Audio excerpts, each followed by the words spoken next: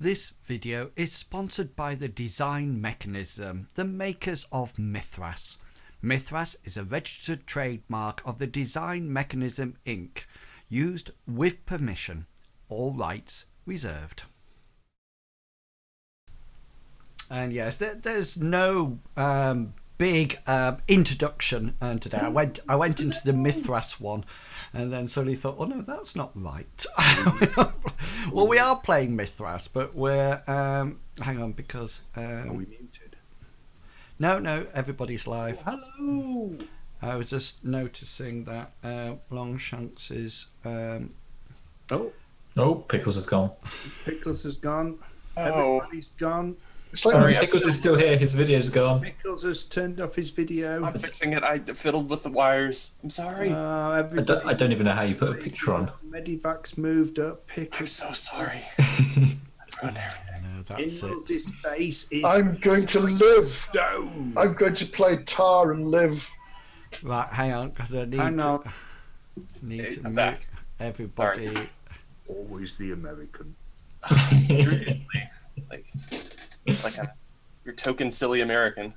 There you That's a go. stereotype or Right, something. everybody's back. Yeah, so hello and welcome. Thursday night, which means it's the White Death scenario, which is Mythras rule set has the wonderful ability to adapt to any setting, and this one we are currently using the Mythras rules in a setting which is 1980. White Death, it's a module that you can buy, so if you're planning to run it with your party or you are going to be a player, then please turn off now, because we don't want any spoilers for you. So the players started last week, and they are currently within the Arctic Circle on an ice floe that is slowly sinking, investigating in blizzard conditions a deserted research station. But before I get into the ins and outs of things, I'm going to allow the players an opportunity for them to say who they will be playing tonight and what their character's role is within the party. And we'll start off with you, Chugawugga. Grayson Faraday. I'm good with people, fluent in several languages. Recruited by the agency in the late 60s as an analyst, promoted to field agent in the 70s, been fighting them commies ever since. I've been designated as team lead in this assignment. So what you're just responsible for social interactions and leading the group, yeah? Yes. Yeah, brilliant. Okay, then who's up next? Mr. Pickles. Okay. I'm Mr. Pickles. I play Tarr. I don't do voices as well as Lovely Chugs, but Tarr is our team's demolitions expert, primarily undercover expert who's done lots of work, and that's why he was hired by the agency. Undercover work. He's also from the 2nd Para Battalion, so he's got parachuting skills, he's got guns, he's military, he's tough. He's Tarr. And he also doubles up as Columbo in his spare time, doesn't he? Yes, gotta stay undercover. Yeah. Excellent. Okay, then who's up next? Hi, everybody. I'm Medivac, and I play Caroline Matheson. Now, she's from Chicago. She joined the agency with her father, or following her father's footsteps. She's a biochemist and a medic, and she's the group's or the team's medic on this mission here. She's also here to find out what's been going on in this situation, what those Russians are up to. She's very keen on the Russian. Let's pronounce this correctly, shall we? The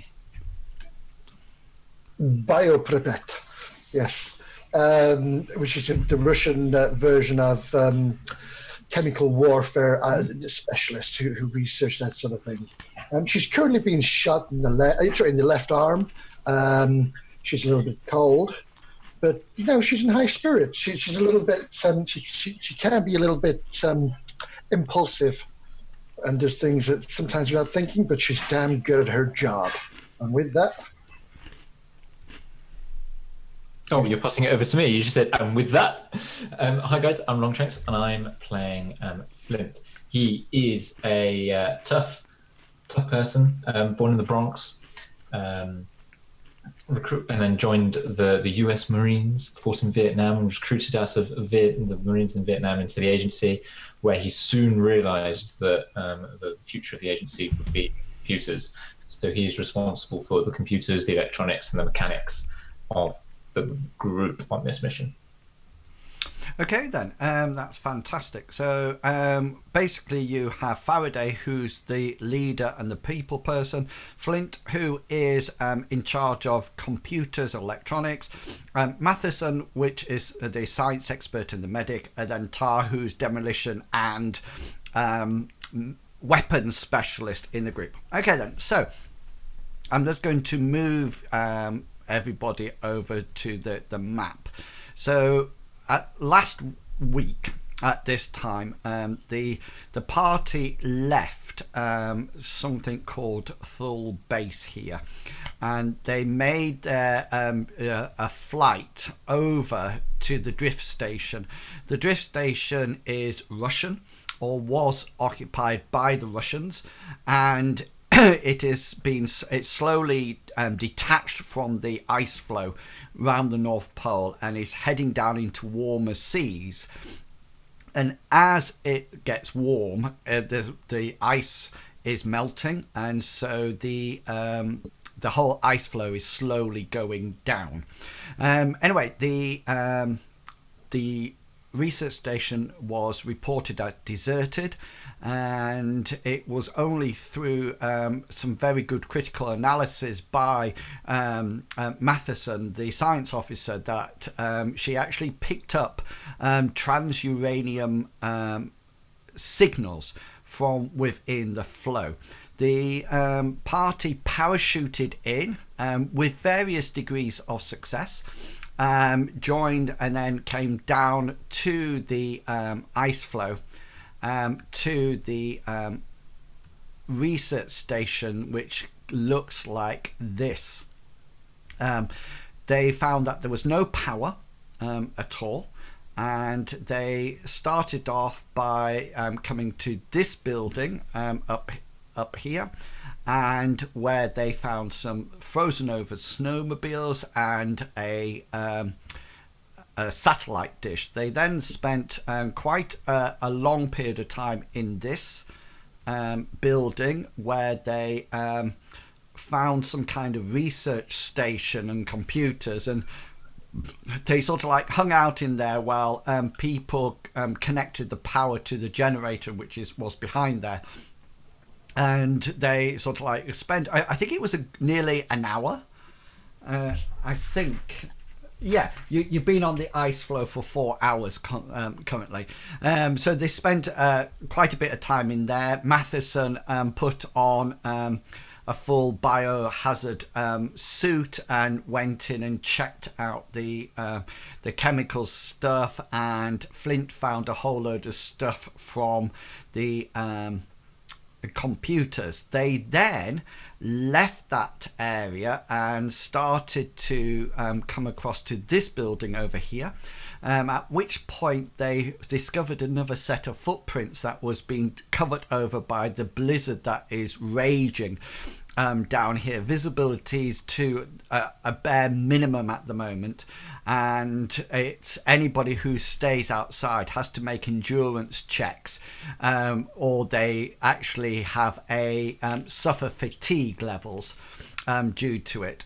They then came over to this building here, which was your normal everyday, well, almost every day. It was like the latrines, if you remember.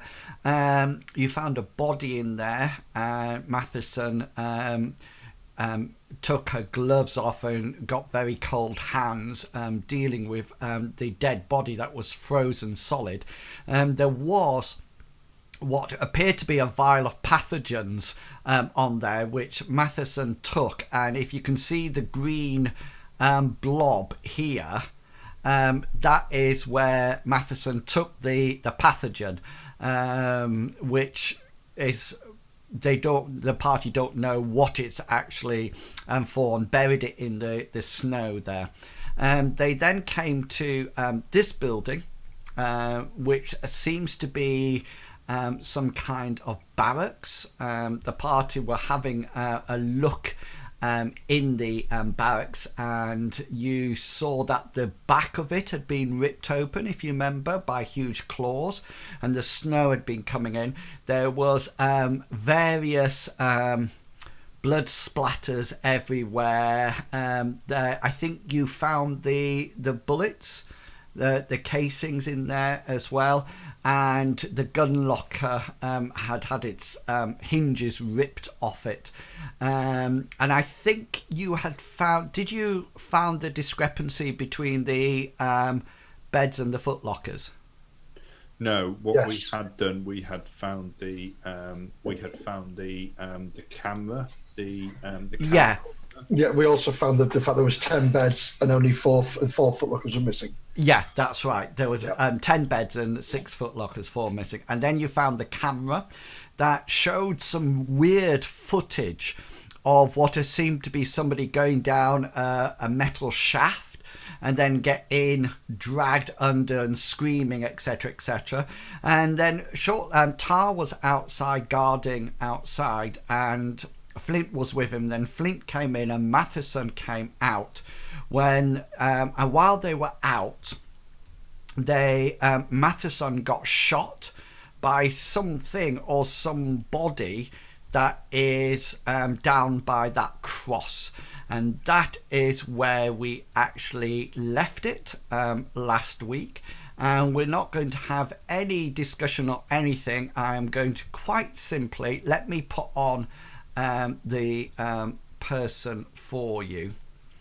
I'm just finding his token, or a suitable token to go on. It's going to be this token here. Okay, that seems to be, just to let you know, he is Tarr and Matheson. You can see through the blizzard. Remember, there's a blizzard and there's high winds blowing and everything like that, and you can make out it seems to be somebody in cold weather outfit.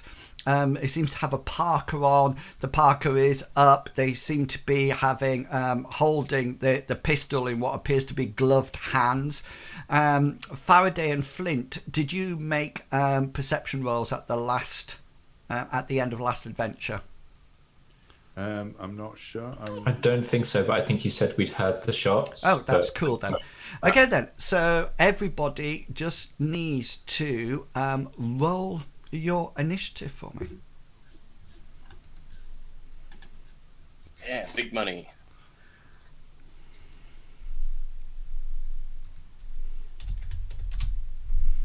Okay, let me just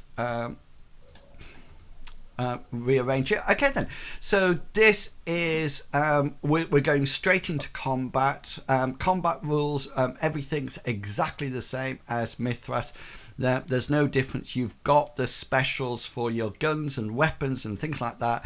And Tarr, you lead us off. I would like to ask 3 just clarifying questions real quick. The target over there, is he using cover, or is he kind of out in the open?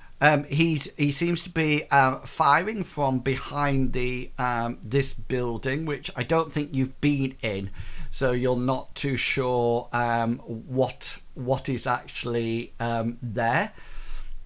All right, that helps. My second question is Matheson still standing or down? Matheson, I think, is still up. Yes, she is indeed. She's. You saw a body twist as something hit her. Yeah. So you know her top half's been hit with something. Yeah, but it hit an arm, didn't it? Yeah, that's right. So that's fine. So she's still up. Yeah. In that case, I have no more questions. What I'd like to do is shoot at the person with the intention of doing pin down as my special, if I can roll success. Okay, cool. Yeah. So you will use your firearm skill. So if you This is my M16, even though the combat style doesn't say. Yeah, that's all right. Yeah. Oh, just. Just yeah. So you fire off. Is it just a simple? Are you burst firing it, or is it a single shot? Does it say on I you? would think that I'd have to burst fire to do pin down, wouldn't I? Yeah. Okay then. So you sort of like fire off a 3-shot burst fire. So this guy he can actually duck back if he gets a special, but he can remember there's a special action, that a proactive action that you can take cover.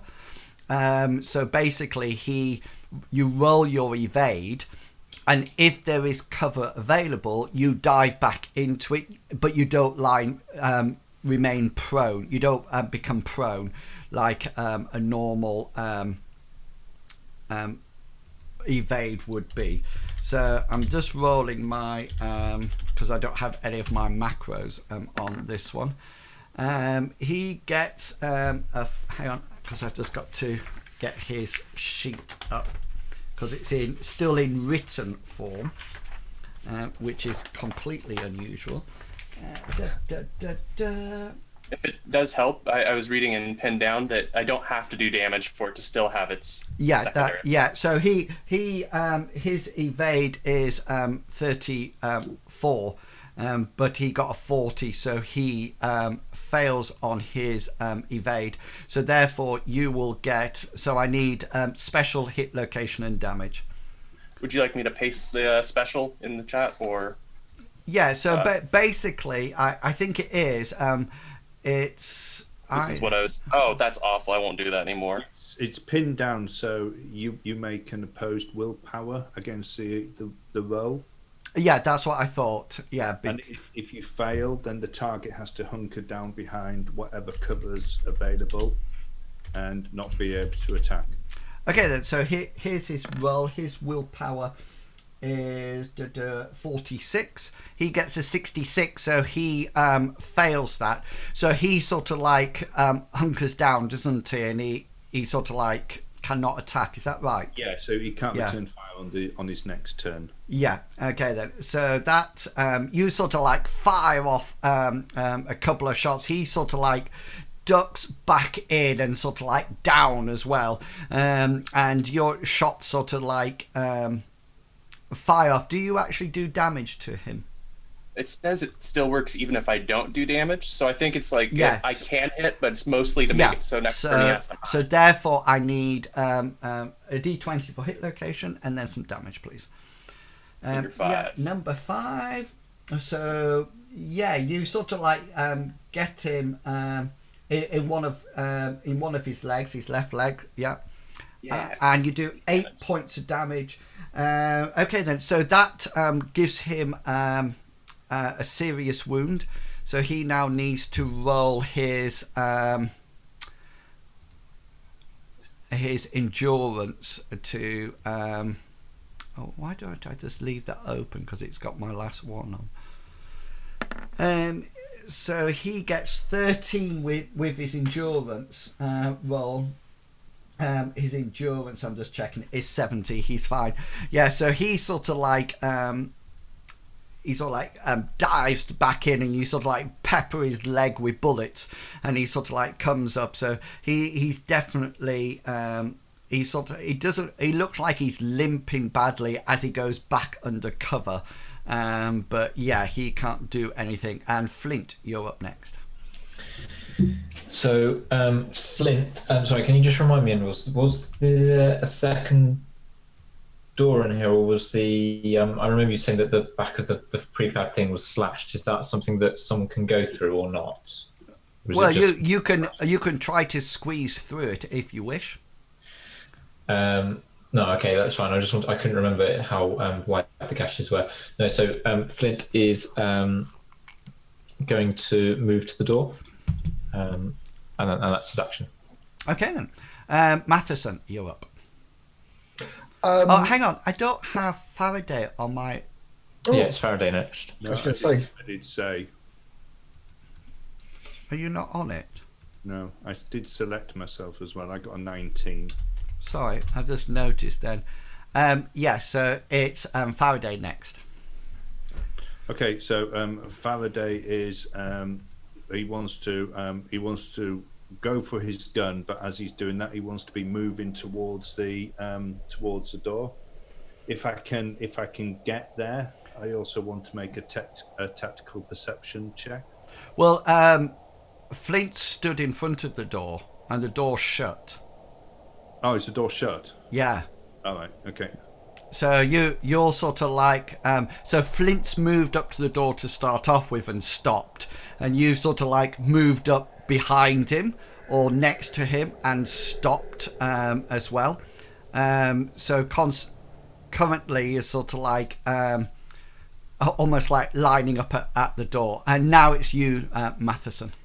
Wonderful. Right, I came out. Am I stood next to the door? Yeah, you're probably to one side of it. Could I? Is it possible for me to open the door and step through and use a free action to say, "Tarr, I'm hit. I've got to get back inside." Okay, so first of all, you're going to have to make a brawn roll in order to get back in the door, because of course the doors open inwards, because you wouldn't open it outwards because of snow, etc. And Flint's on the opposite side. Which I don't know anyway, so yes. Yeah, so roll your brawn roll as you try to get back inside. And at the moment, I am on. Yeah, so you sort of like try to push the door open, and Flint, you sort of like hit the door, sort of like moves slightly as Matheson sort of like gets in, and you say those words to Tarr, and then that'll be the end of your action. Okay, so Guy behind the building can't do anything now, can't he? Because of the special, I think. He could probably like try and do first aid, maybe, or reload his gun. Because I'm unable to fire back. They can perform actions provided they do not expose themselves to the fire, such as crawling away to new cover, communicating, or reloading a weapon. Yeah. So you sort of like have your is it an M16 you've got, Tarr? Yes, M16 carbine. Yeah. So you sort of like got it sort of like leveled off at the corner as you see the person dive back in again, and but you can't see. There seems to be no movement from there. Your pin down is obviously working very effectively at the moment, and we come up to you, Tarr. It's now your turn. Tarr is going to take cover using a move action, I believe, to get into the area that I was originally sandwiched in. Okay then. Yeah. With still pointing my gun in that direction if I can. Yeah. The only thing it will be now is that you won't be able to see it because Matheson's in the way. That's true. Because she sort of like tried to push in the door. So currently she would be in your line of fire. Yeah, that's right. If I can take that back, then I'd like to just continue fire, because I presume there's still a chance that I might still break through. It's not complete cover, or no, he's probably behind complete cover now, isn't he? He's pinned down behind it, so I think he can only. It means he doesn't attack for his next round, is it? Yeah. Yeah.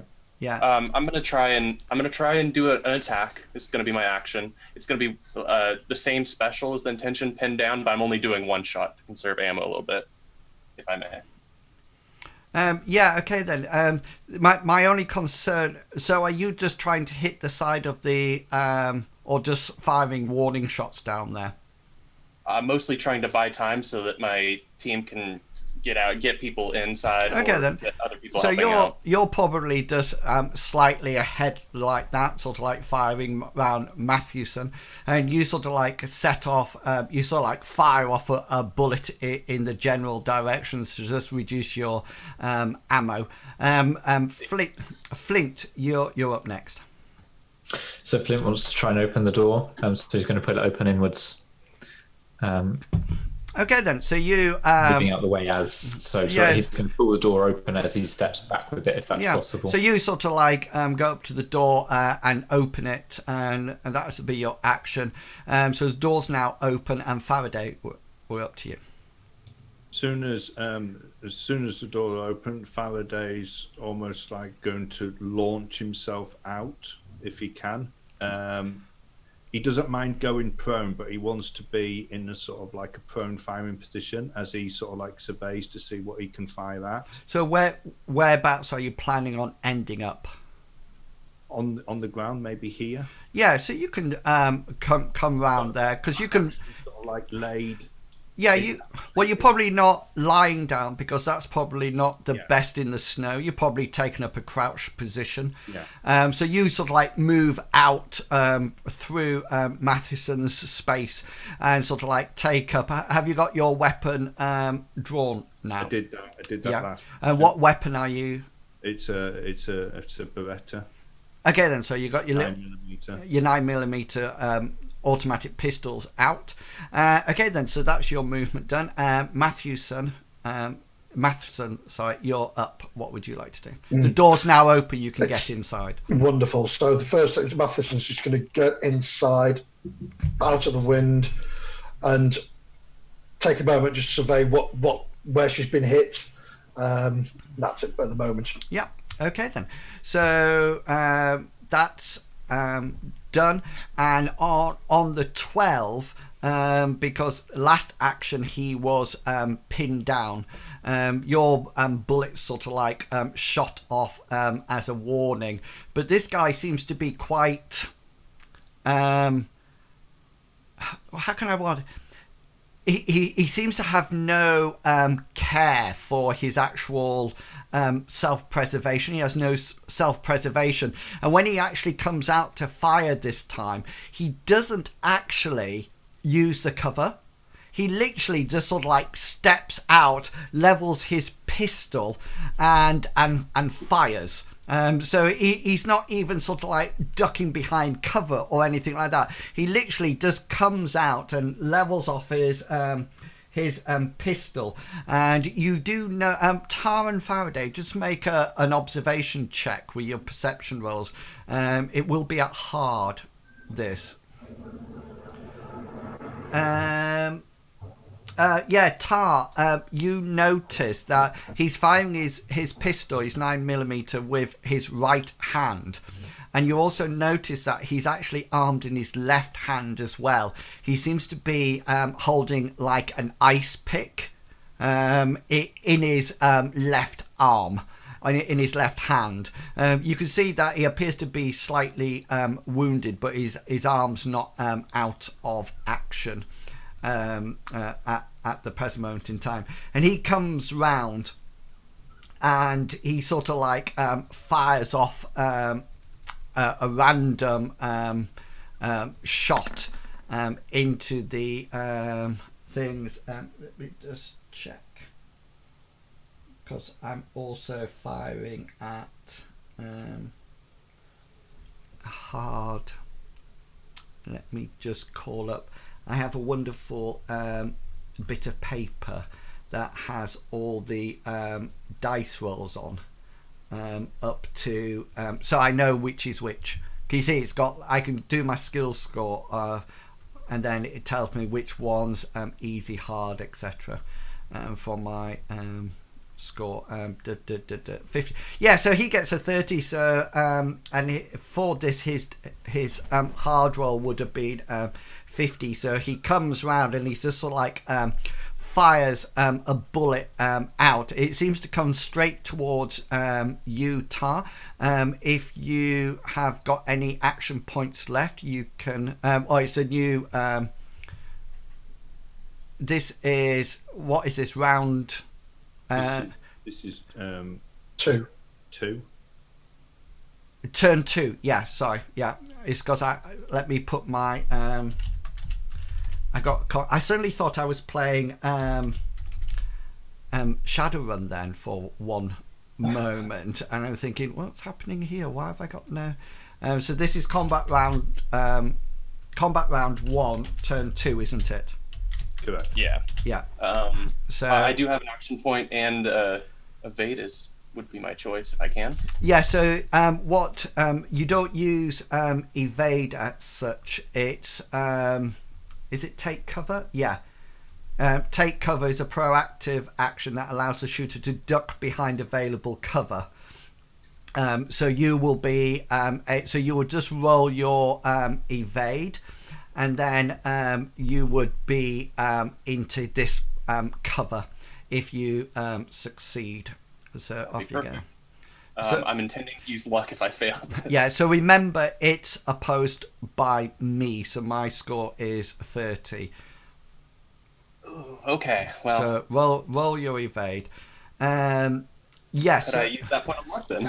Yeah, so and that would, if you reverse it, that would give you 38, which will still beat my my shot, and you are now in cover there, and that's the end of combat turn 2. So we're into combat turn 3, and we're up to you, Tarr. Do you have any action points left? That was my last action point. Cool. Flint, do you have? Nope, no action points. Who has 3 action points? I do. Yeah. Are you the only one? Faraday, do you? I normally do, but Oh, you normally do. Yes, yeah. And Matheson does. Tarr and Yeah. Matheson. Okay, so yeah, so Matheson, you will have an action. Okay, so what Mathis is going to do is she's got her back against the wall here. She's looked around and sees just a flesh wound. And she's going to point her gun at the opening at the back, which was here, wasn't it? Yeah, it's a little bit. I'll pop it on for you. It's slightly down to. It's actually like that. Yeah. And she's just going to point her gun there, watch through to see if anybody comes or points anything through that area, because they must know we're in here. And her thoughts are, I'm going to cover the rear while you guys are covering the front. Okay, and that's it. Yeah. So that's the end of combat round 1. So we go moving into combat round 2, turn 1, and Tarr, you are up. is Faraday in my line of sight here? No, because he's actually crouched down. Isn't that right, Faraday? Yeah, I'm in a So you can fire over his head if you so desire. Can I use a free action to shout "keep down" before I fire? Yeah, yes, by all means. Yeah, I just yell it as loud as I can. Keep down, and then start shooting. Okay, yeah, go for it. Here is my shot with my M16. Nice. So this guy doesn't seem to go for cover at all. So you will have a special on him, and then special hit location and damage. All right, special hit location damage. I guess I'd want to do drop foe. That's my special. Yeah, that's what I was thinking you were going to do. And then let me roll a d20 for you. Remember you get 2 specials. Oh, 2 specials. Yeah, because didn't you get a crit? Oh yes, you're right. Yeah, so you can also do things like you can choose location. What range are we at? I thought we were at average or normal range, so that I wouldn't get the effective range. I mean, effective. Yeah, so that's all right then. It just means that you can't. You can use, because your choose location will be have to be a critical success. So you can actually choose location. You can if you. That one would work for me. I was looking at marksman, but if I can use choose location, then can I just do his other leg that's not injured? Yes, yeah, by all means. So you go do choose location and drop foe. Okay then. So let's do it'd be his left leg. Oh no, so his right leg. Yeah, do some damage for me. Wow. Yeah, so that's sort of like he sort of like comes round and you sort of like swing your gun round, and sort of like as he steps out, you immediately target that other leg in more in an attempt to take him down rather than a clean headshot. And you sort of like whack it in, and that you see it sort of like go straight through his survival clothing and straight, almost like straight through his leg. I make a roll now, and this has to be a critical because it's opposed by yours, isn't it? I think. For endurance, yes. Yeah. So he fails that altogether, and you sort of like as he steps round, and you do actually notice both Faraday and Tarr that as he comes round, because combat is still fluid, he wasn't coming round just to shoot. He was coming round and he was moving. He was just sort of like coming towards you, almost like walking towards you, just firing his about to fire his pistol at you, and probably empty out the clip, before going to the with his ice axe. And as he turns around, Tarr, you just like level your carbine at him and go like that, and sort of like take out his other leg, and there's a splatter of blood, and he sort of like drops to the floor and sort of like in the snow. Yeah, we're keeping order for this one. So, Flint, you'll be up next. Okay. Flint is he's going to move to the back where the slit is, and he wants to see if he can try and squeeze out, because he's thinking he wants to flank. Okay then. So that'll be your movement turn to get there. Faraday, what would you like to do? As soon as the shots have gone off, Faraday's going to be up and running, and he wants to be running in this direction. And he wants to get to that corner. Once he gets to the corner, he wants to. He's going to go around with his gun to see whether or not he can see anybody else. Okay, so you, what's your normal movement? Okay, so my normal movement is running is 18. No, just your normal. Okay, so walking is 6. Okay then, so because of the snow and everything that's there, your maximum movement rate that anybody can do now is just walking. You do it a little bit quicker, but because there's a huge amount of snow on the ground, so you'll get to about there. You can see down that side, it seems absolutely clear. There doesn't seem to be anything down there at all. Okay. Matheson, you're up on 16.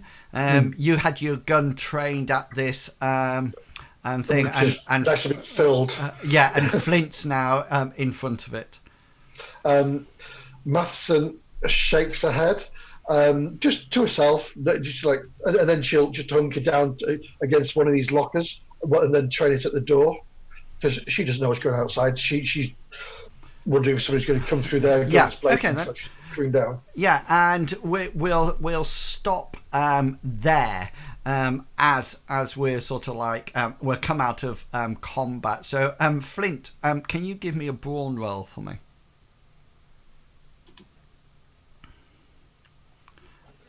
Do you wish to look that? No. Okay then, so Matheson, you can see Flint trying to part the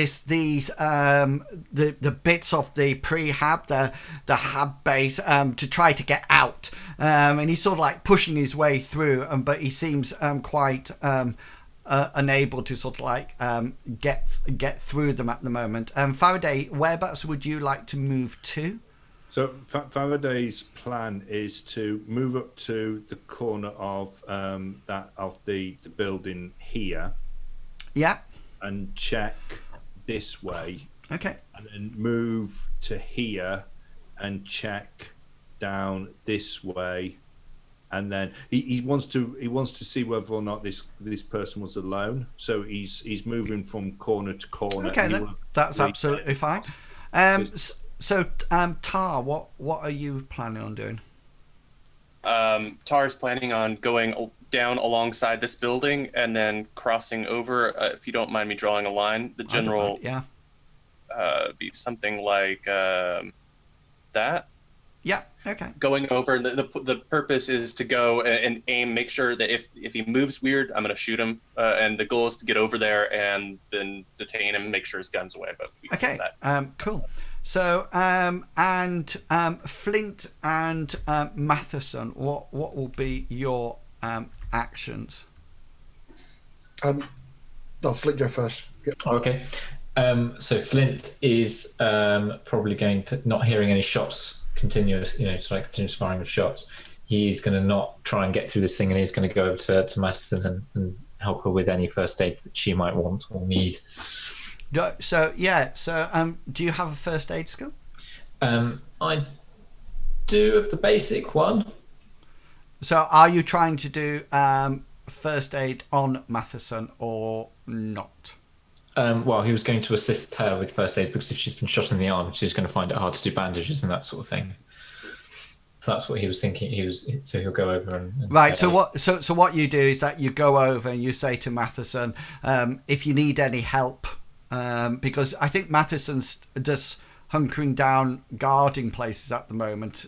Yeah, Matheson. That's exactly right. And Matheson will use a free action when he comes over.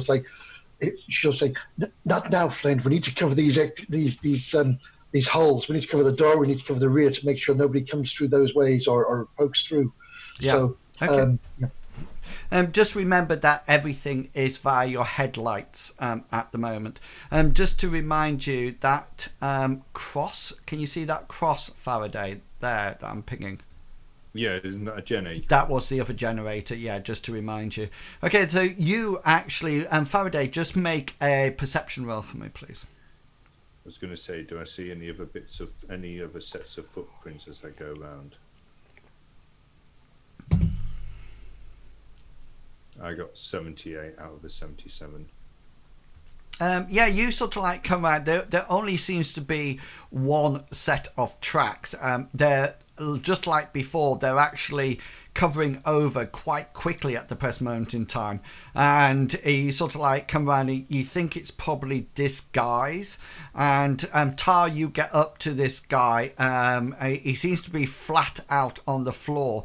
He's got both his legs are wounded.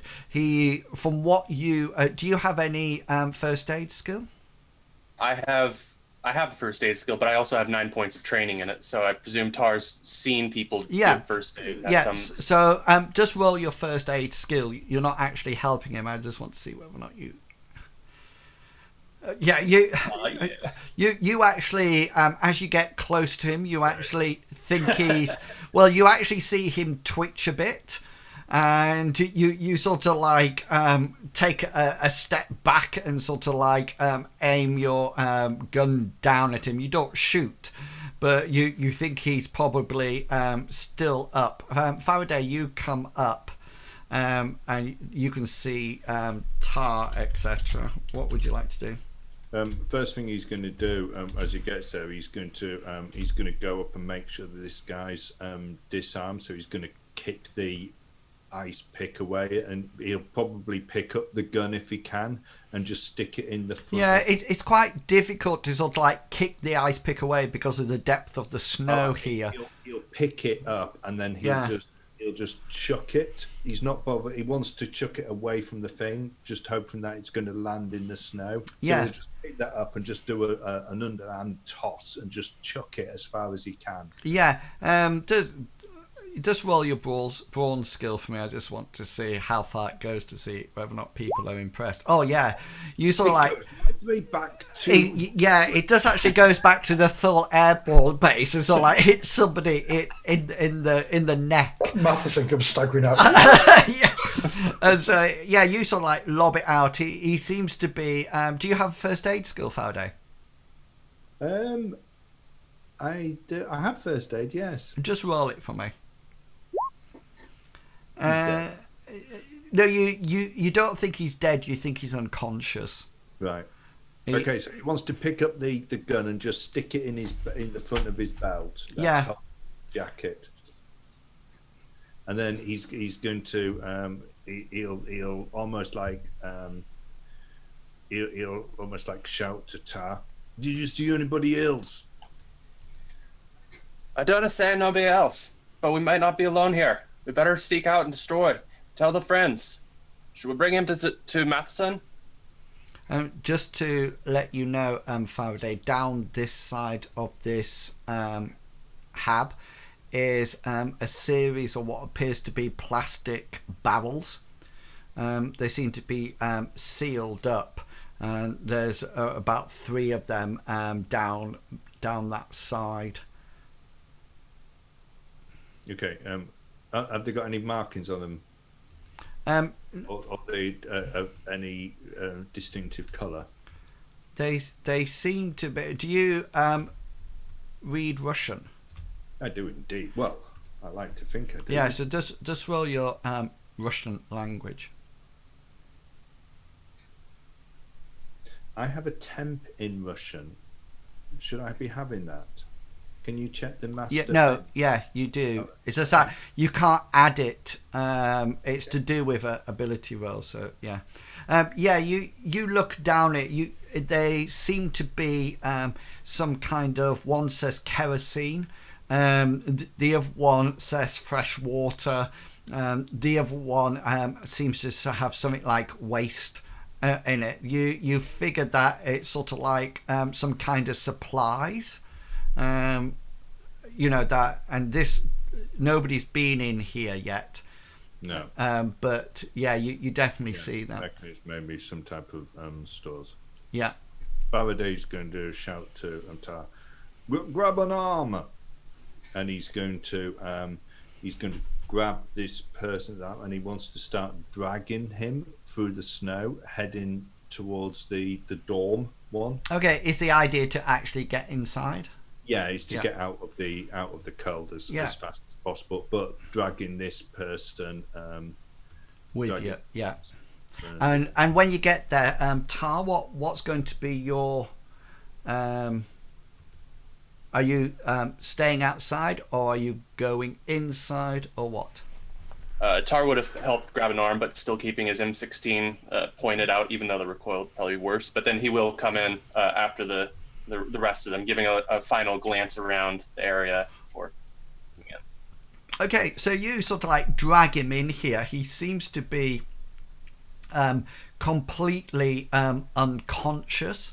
He seems to be. You don't think it's actually the gunshot that has made him unconscious.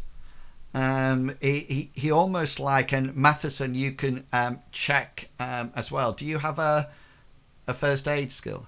I do indeed. Yeah. I'll go over to him and crouch down and have a look and see what I see. Yeah, he seems to be comatose.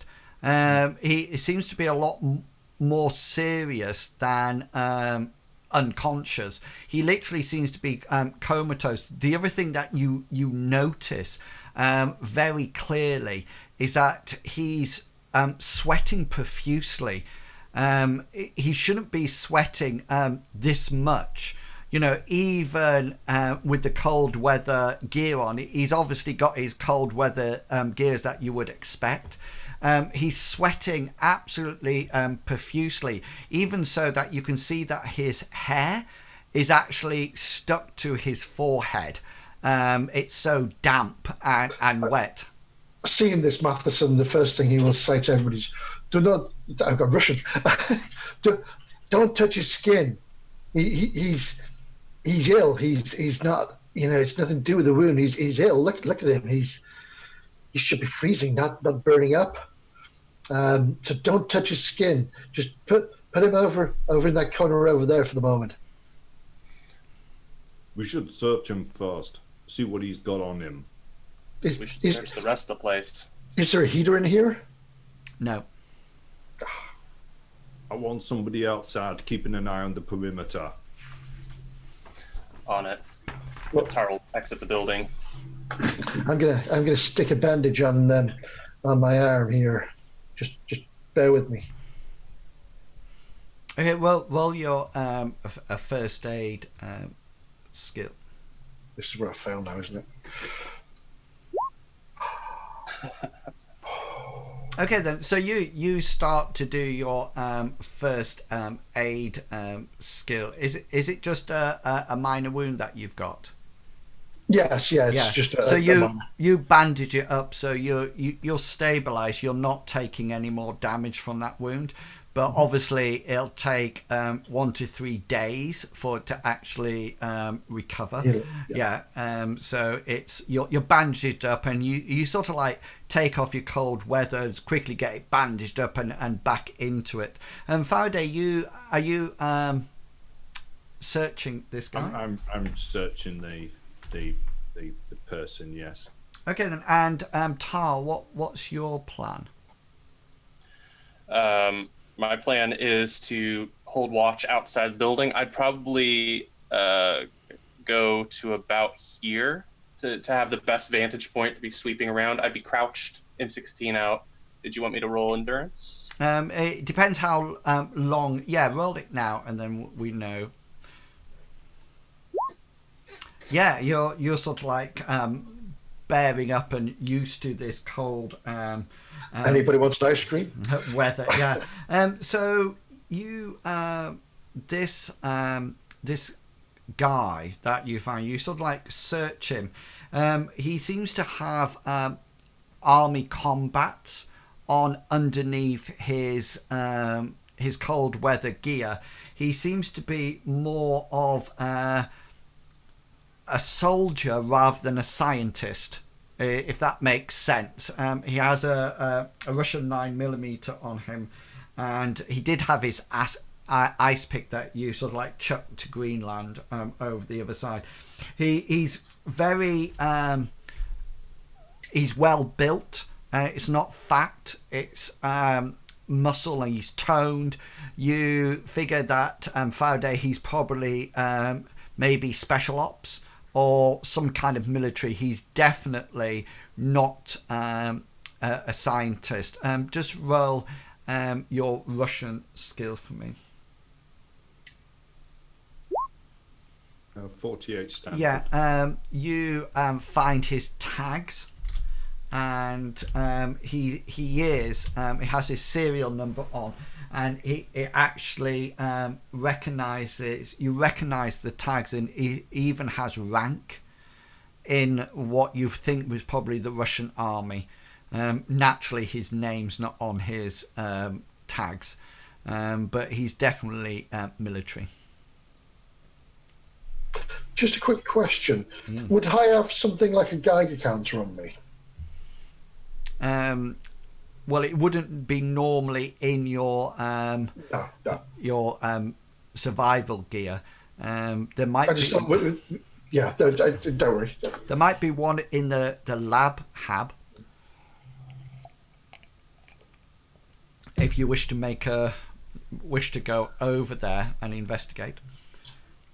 Faraday's going to say to Flint, Slick, was there any personnel files that you saw on the computer? I didn't see any, but I only concentrated on the communication logs, to be honest. I'm just trying to be as quick as possible, but I have got everything downloaded onto sticks. We need to clear the rest of these buildings. We need to make sure that they're all secure. How long would you say that this person's out for? Is that to Matheson? Yeah. He's in a coma. It depends. He may not come through at all. He may just fade away. We need to tie him up. I agree.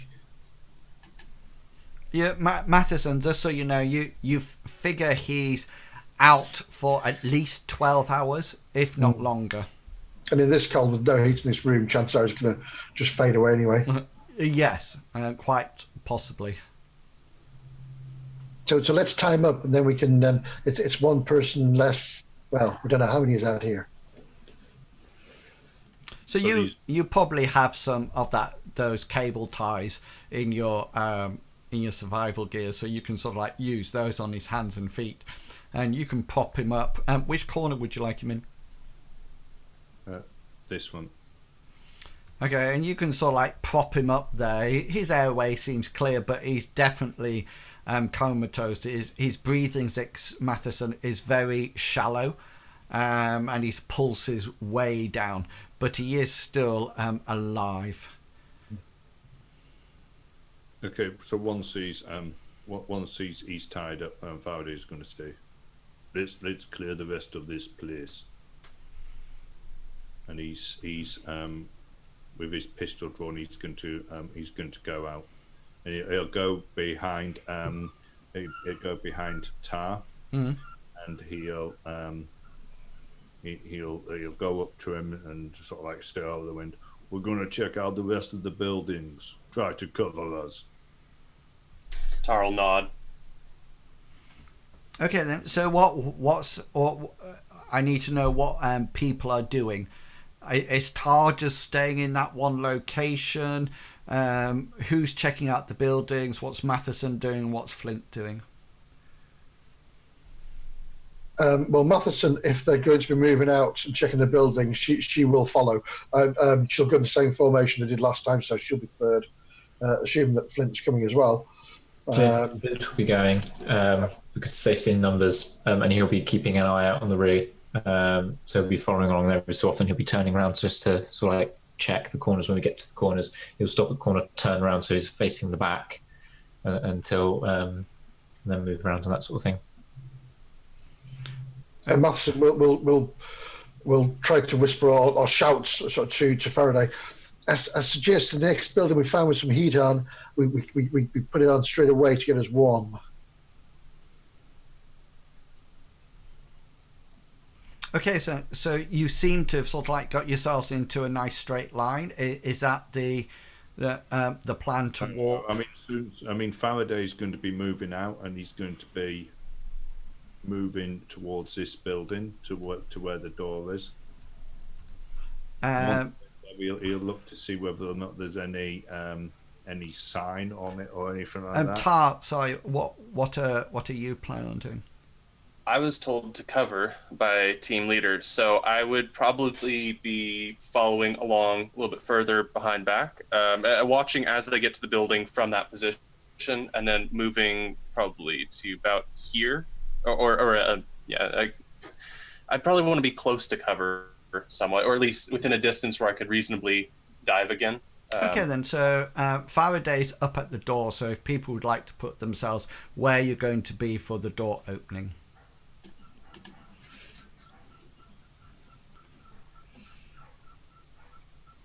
Okay, so Flint and Matheson are on either side of you, Faraday, and you open this door. There's no signs on any of these buildings. You open it. He's going to go into a sort of like a defensive crouch. Yeah, let me just. So that he's not outlined in the doorway. Yeah, just while you're moving along, you suddenly remember it's always twilight here, but you do have this sense that the storm is actually getting a lot worse. Visibility is closing in and being reduced quite significantly, and the temperature's definitely dropping. So you open the door and go into some kind of defensive crouch or something. You appear to be in what can only be called as the mess, Faraday, i.e. the dining area.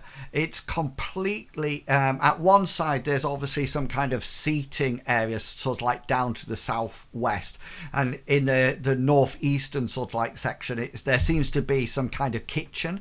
It's not an expansive kitchen, it's literally a couple of appliances that seem to be plugged in to power outputs that you've seen the cables come here. The first thing that you notice as your torchlight from your head torch sort of like scans round is that it's actually in a completely disarray. It looks like several of the tables have been flipped over, almost like keeping the kitchen area barricaded off. Does that make sense? As if they've been flipped over to make some kind of barricade. You do notice that there's at least there's loads of 9mm casings on the floor, over 100 casings, just sort of like all over the place. The stove is overturned. The kitchen wall itself is just sprayed with blood. It looks like this is the sign of an epic battle. You notice that there's a contents of the cooker, like a stove pot, like a pan, has been tipped over, and it looks like whatever's rolled out of it is all sort of like frozen. Just make Can I make a perception check to see which way the tactical combat was happening? As in, was it people coming in, or was it people firing back out? And yeah, okay then. So, is this still from the doorway you're making this? Once I mean, if he's done a scan and he's seen that there's no visible people, then he's going to go in and move to the right of the door as he goes in, but keeping his gun up and trained.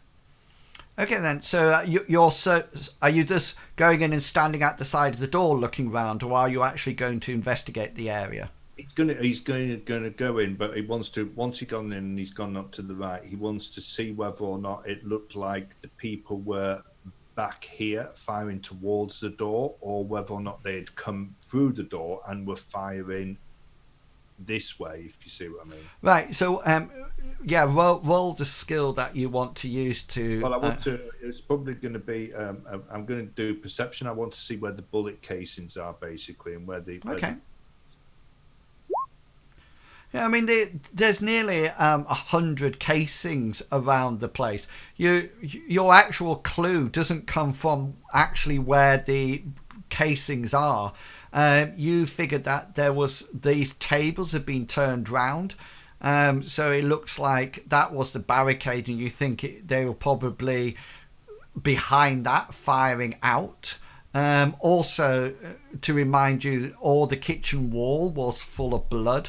And there was huge sprays of blood, so you definitely think that they were behind the barricade and the attack was coming in from the barricade. Coming in from the sort of like from the door side, then, from where we are. Or if anything else was in the hab. Yeah. Okay.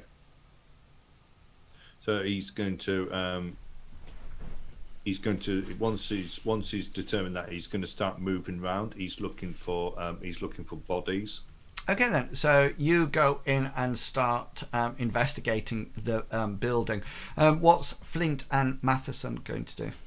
So Flint will be following in, like half a step behind Faraday, and if Faraday's peeling off to the right, Flint will be going sort of like straight down the centre of the room. And he's just checking to make sure it's clear. Once he's made sure it's clear, he's going to be sort of like looking for how intact things are. Is the stove still like completely intact, or is it completely ruined? Because he's thinking we need to get warm at some point, and he's trying to establish which is the best place to do that in. Okay, so Flint goes in and starts checking the kitchen appliances. Matheson, what's going to be your plan? So Matheson, she's intending to go in the building, but first she wants to wave to Tarr because she's a little bit concerned about how long he's been outside now. So she's going to wave him over, and with that, she'll move into the building as well. Okay, and Tarr, what's going to be your plan? Well, I had a question because you said the storm's getting worse. Am I able to effectively see the other buildings still, or only just? Imagine some kind of foggy day. with the wind and the blizzards. You do figure out that pretty soon your endurance checks are not going to be standard anymore. Yeah, and the biggest concern for me is I can't cover if like I can only see a few feet in front of me. So I'm going to make my way over to the building and join them. Okay, so you get in. Everybody sort of like gets it inside the building. Yeah, Flint, you go over and see that the stove is overturned. There's a cooking pot with some kind of stew or something that's frozen. You can all see the bullet cases all away. Could you just make a perception check, please, Faraday and Flint? 20 out of 77 for. Thank you. Flint failed. Okay then. So you also notice, Faraday, that on the back of the sort of like the southeastern wall, there's several holes in the side of the hab. They're about 4 inches in diameter, and they are completely circular. They're not ripped or anything. They're completely circular holes. It doesn't. It's really. I mean, you're just seeing Never them. seen like anything like that before. No, nothing at all. It's. You're still. I mean, you're still. You're not up to them yet, but you can definitely see them. The other thing that you do see is that you notice that there appears to be, as you sort of like go into the room, you see Flint examining the stoves, etc. And you see that just behind the overturned stove, there's a huge blood smear behind it. It's not sprayed. It's almost as if a huge amount of blood is being splattered actually onto the wall. So if you imagine the stove's there, Flint's in front of the stove having a look at it, and now that you're a little bit further in, you can see this huge blood things, that blood smear on it. Faraday's going to train his gun that way, and he wants to start moving around to see whether or not he can get a better angle. Maybe get his light into the behind it. Yeah, gun up. Okay, so as you start to move across, you notice something else in the room. There seems to be fluid, pools of fluid on the floor and dripping as if they're like stalactites from the ceiling. It seems to be frozen solid at the moment. It seems to be very thick. It doesn't look like water. It's very thick. It's very cloudy and milky, and it's frozen solid. But you do sort of like, as you're walking across and doing that, sort of like keeping your legs sideways, your feet sideways, to do like a crab walk over to the stove. I'm not going over to the stove. I want to sort of like angle my way, as Okay, yeah. Sorry, I thought you. So yeah, from this distance, you can't see. Right. Okay. You could just see the smear across it. Right. Yeah, like I said. Okay then, yeah. So, would anybody else like to do anything else? Matheson wants to look for a heater in here if there is one. There is a kerosene heater. It seems to have. Are you going to engage with it or just? If it's close by, I will. I just imagine take it. I just imagine you all sort of like stood back to back in the middle of the room. So, don't touch anything. Don't touch it. Don't go anywhere. Just, yeah, it seems to be. It seems to have kerosene in it. You can power it up if you wish. I will do. Yes, it might shed some light on everything as well. A bit more than our torches. Yeah. So you set off the kerosene heater and it starts pumping heat out. Does anybody else wish to do anything else? Yeah. Yeah. Tarr, upon entering, would have said specifically to Faraday, I cannot see much out there to give you cover. I'll stay by the door here in case any trouble comes knocking. Okay. If Faraday can't see anything behind the stove, he wants to go over and just have a better look at these round holes. He just wants to see whether or not it's sort of like a ragged. No, as I said, they're completely smooth. Okay, so there's no sort of like metal being pushed out or metal pushed in. There's just a perfect circle through the fabric of the hab. Okay, so he's going to. And there's about four. There's several of them, and they're about 4 inches in diameter. So he's going to turn around and say, "This place is clear. Let's check the final building." And as he walks towards the door, he'll say to Matheson, he'll say, "We're not stopping. There's no need to get comfy." And he wants to be. So Matheson will say, "Yes, sir. Understood." Are you leaving the heater on or not? No, because Okay, we may need it later. Yeah. Okay then.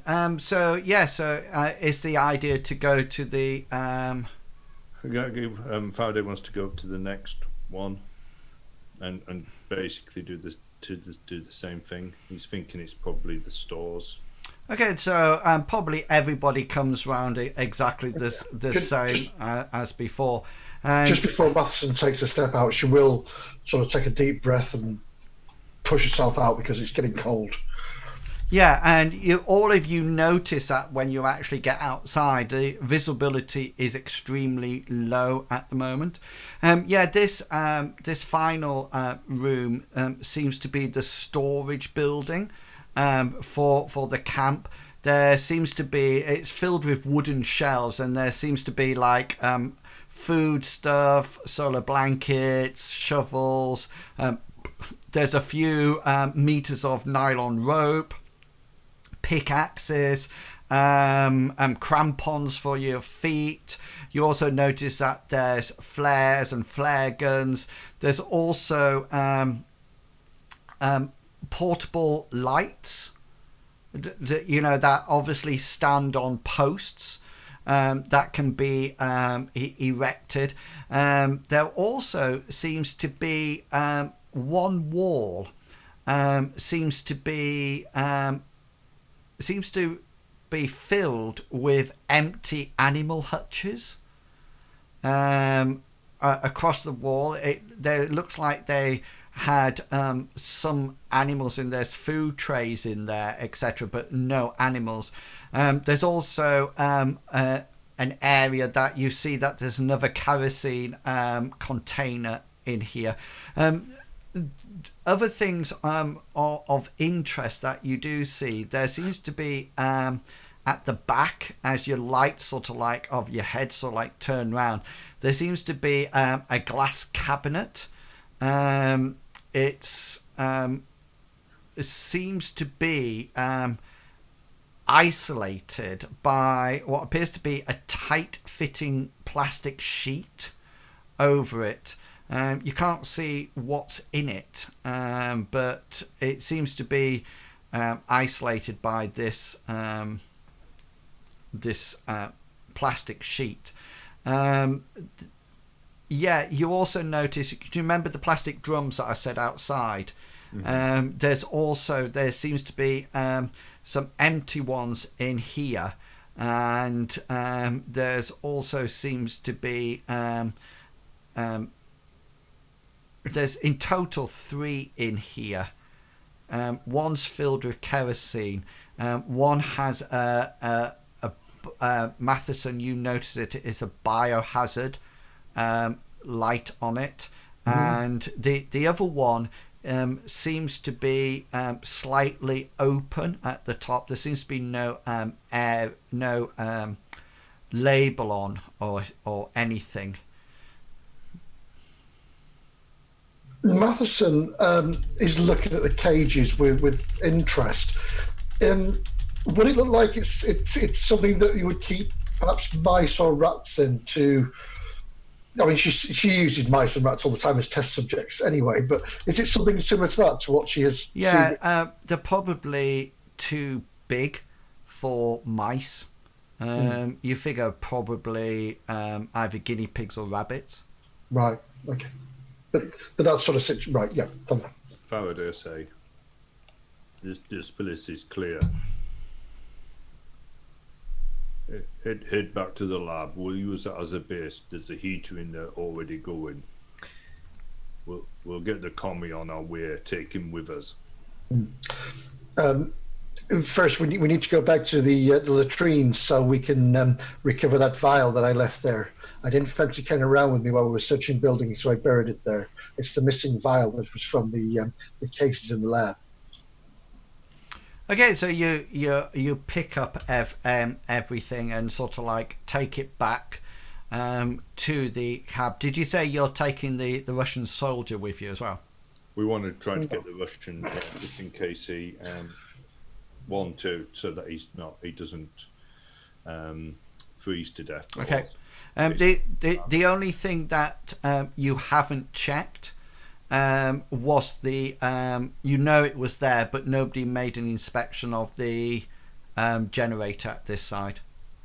That was the only thing that you haven't looked at, just to let you know. This one here. Yeah. Right. Yeah. Okay. Yeah.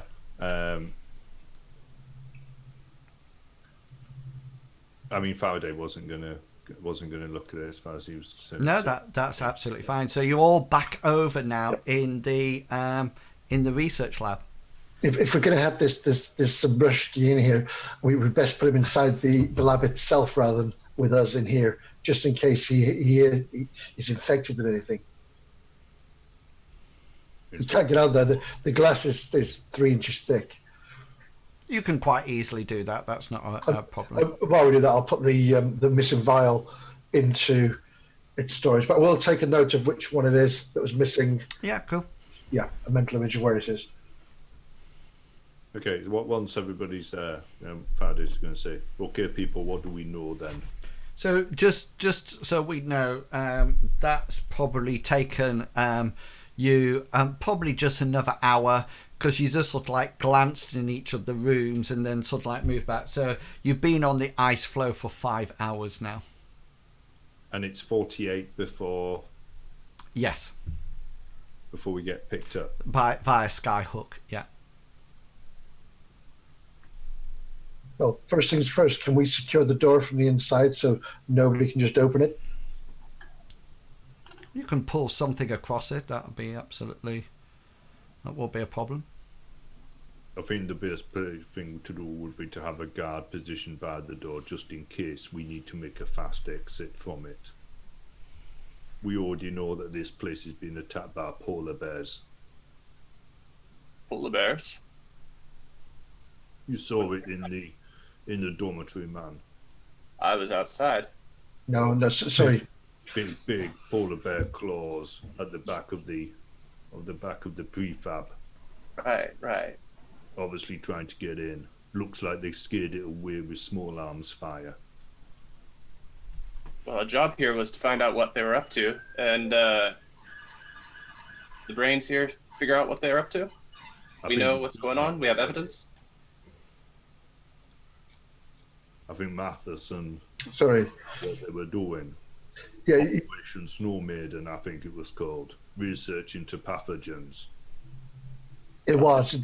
They were doing. They were drilling for ancient biosamples so they can, or viruses, so they can reactivate them, which is a very, very good idea, to be quite honest.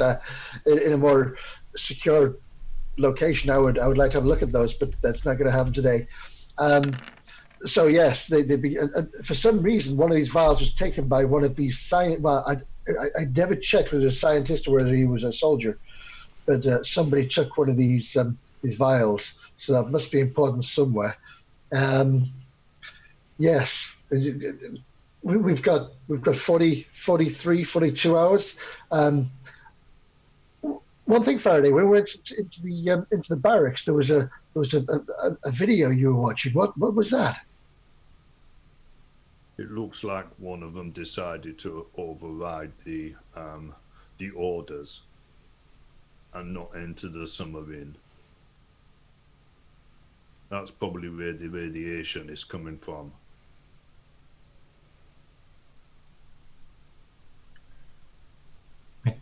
From what I can remember of reading the communication logs, the seems that submarine seems to be why they were here.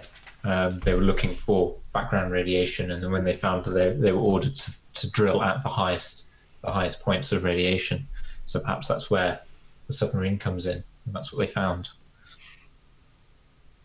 The mission leader, though, she already knows it's not a Russian sub, and it's not one of ours. I think we would have been told if we had lost a sub near the station. You would hope so. So that can only mean one thing. Well, do you think the British? No. I'm thinking the People's Liberation Army Navy Submarine Force. Finn chuckles at that. The Chinese. Well, should we go out and to investigate it then? So radiated and all, it doesn't seem like a good idea, but we might be able to set up some explosives, get rid of it. I agree, but at the moment, I think we should spend some time in the warmth and just get ourselves. We're here for 43 hours, so let's just get fit and well and warm first. Let's not go out there with any injuries. Well, not injuries. Let's not go out there cold. Let's put it this way. Let's get ourselves warmed back up again and rested. Have something to eat. I just think about if we've missed anything whatsoever. It's what? There's nothing else to do here. There's the hatch, so to speak. We could go in and visit that if we wanted to. Otherwise, why not call in our comms and get a skyhook out as soon as possible? We have evidence. We got the research files. Flint's playing with this. That's because we're here for 43 hours no matter what. So let's just get ourselves rested, and so we can go out there fully competent. There might be something on it that we can actually go back with, especially if it's a Chinese one. I don't think much is known about their submarine technology. I certainly know nothing. Yep, totally not by field. Anybody got anything else to add? No, but I'm going to have another look at these computer files. They might have more information that I missed after my cursory glance. See whether or not you can pick up anything concerning that UNESCO. Yeah, I'll look into that. Okay, so what's the plan? How long are you in this research lab sort of like area for? So we're gonna wait until everybody's warmed up and rested, and then once that's happened, we're going to. I think it was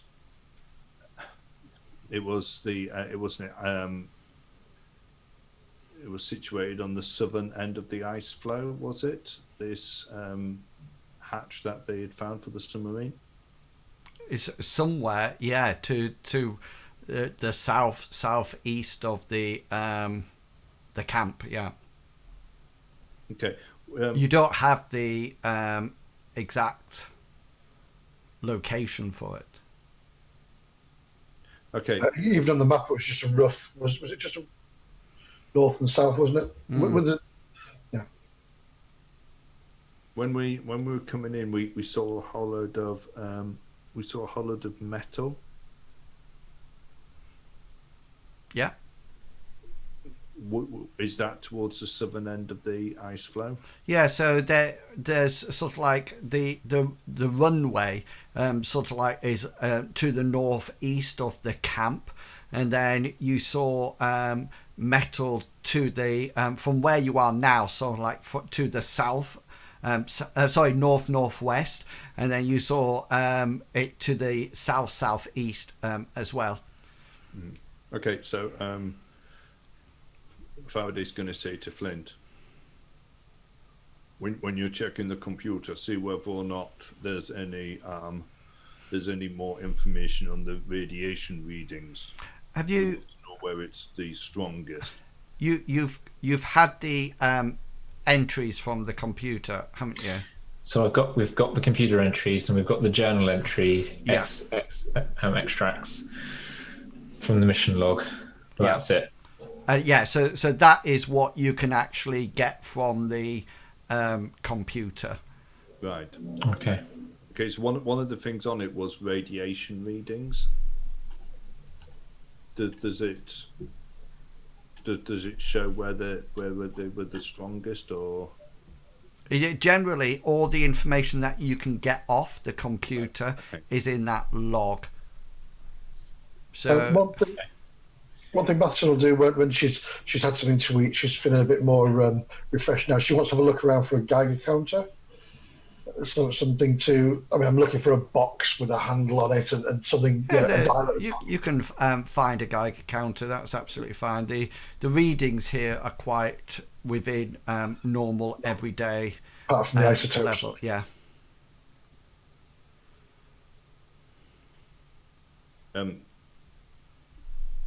As she's doing that, Faraday's going to go over and sort of like stand sort of close to Tarr. And he's going to say, almost like a hushed tone, he's going to say, are you able to plant some explosives to maybe give us a bit of cover in this place? Just in case we have to hold up here for a while. To make cover? Plant some explosives outside? Yes, man. We're 48 hours in here. We know that there's Russians already on their way. Yeah, I can do that. If you give me a few moments, I'll. So what you're laying explosives? What's the aim for? Because therefore, if you can then roll your demolitions, and if we succeed, I'll sort of like let you know what the difficulty of it is to do that, and then we know whether or not it's going to actually work in that sense or not. So what's the idea? What's the outcome for the lying explosives from when they're detonated? The goal would be if we're like out front on the front, the only door out of this place, and we had a bunch of people coming in, soldiers shooting at us. They'd probably be maybe like over here and in between here, and there'd be some locations, I presume, that would be good to have some explosives, like a little bit that's not going to necessarily level buildings, but would explode and send stuff flying, the snow and ice particularly, and might be in a situation where it could do damage to people, strategic locations. Okay. Does that work for? Yeah, so you're sort of like, we'll say that you're going to put them here and here for sake of argument. So you will be going off and getting that done. What's Matheson? Flint's on the computer. What about Faraday and Matheson? Is there anything you would like to be doing while Tarr is setting these explosives? How long do you want, Tarr, just so we know, how long do you want to take to do it? Is it a case that you're, taking minutes or hours? I was thinking around like 15 minutes or so, because it's going to take some time to walk in the snow, is why it's a little aggravated. But yeah, minutes. Yeah, okay then. Yeah, so Matheson and Faraday, what would you like to do? Well, Matheson, if she's finished doing what she was doing before, she wants to regulate the gas on the heater so it doesn't run out. Once for toasty, she'll turn it down low, but then she will put hazmat suit on and just have another look around the lab to see if there's anything she's missed. I mean, I know she looked at it thoroughly, but just if you can take another look, there may be a drawer that's just not seen, Okay. or a notebook she's not noticed. And what's Faraday going to be doing? Faraday's going to help Flint because he knows that Flint doesn't speak any Russian at all. So he wants to help him with the computer side of it, showing him what things says on the screen, etc. Okay, cool. So Tarr, just roll your demolition skill for me. Oh, nice. Yeah. Okay, then. So it's past. So let's take our break there, and then we can come back as Tarr finishes the line, putting the demolition stuff down. Probably another hour. Just before you do that, Tarr, can you just roll your endurance for me as well? Yeah. Yeah, you're absolutely fine in there. So we will have a quick 10-minute break. Then we will be back in 10 minutes. So go away, have a rest, stretch your legs, and we'll be back in 10.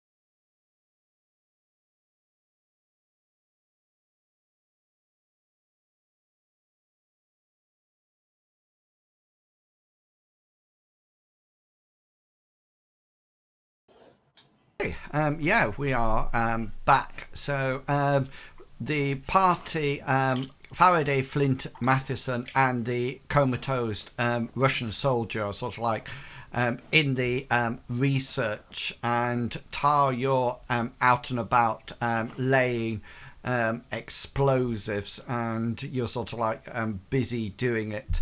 It'll probably take you a good 30 minutes to get these set up. And I presume you got some kind of remote control detonating device or something similar. And you try to move the snow a bit as well, just to sort of like hide them. But it is quite a blizzard roll flying through now. Now, it's while you're down here laying these. Can you roll for me a perception check? Absolutely. Where's your critical now? I'm just gonna go ahead and do it. I want to spend my last luck point. Okay. Wow. Yeah. So you sort of like while you're sort of like there, and you're sort of like laying your explosives, you actually hear from behind you almost like a clang, a very metallic sound, and this is unlike any sound that you've heard before, and you sort of like whirl round into that combat position, and you sort of like gaze off in the direction of the sound, which came from this direction, from where the snowmobiles were, and it seems you sort of like gaze through. You got your goggles on, and the snow is blizzarding past you, and you look out, and it looks like the satellite dish is moving. It seems to be at a strange angle, and it seems to be moving, and it's while you watch it that you suddenly see, just for a briefest moment, as the blizzard the wind changes direction, and the blizzard goes the snow goes in another direction. You suddenly see that on either side of the satellite dish are two. They're nearly 2 meters tall. They don't seem to be having any cold weather. They seem to be gear on. They seem to be stood on two legs, but their arms seem to be somewhat elongated, and they seem to have sort of like a reptilian face.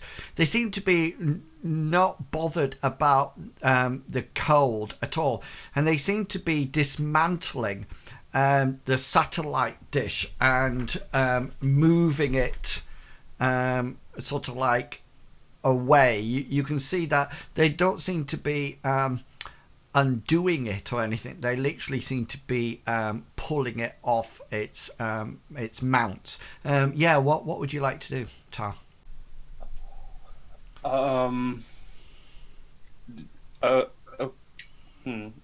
Do they don't seem to see me then? They haven't acknowledged. They haven't waved at you or anything. Or they haven't like looked directly at me? No, they seem to be focused mostly on the actual satellite dish.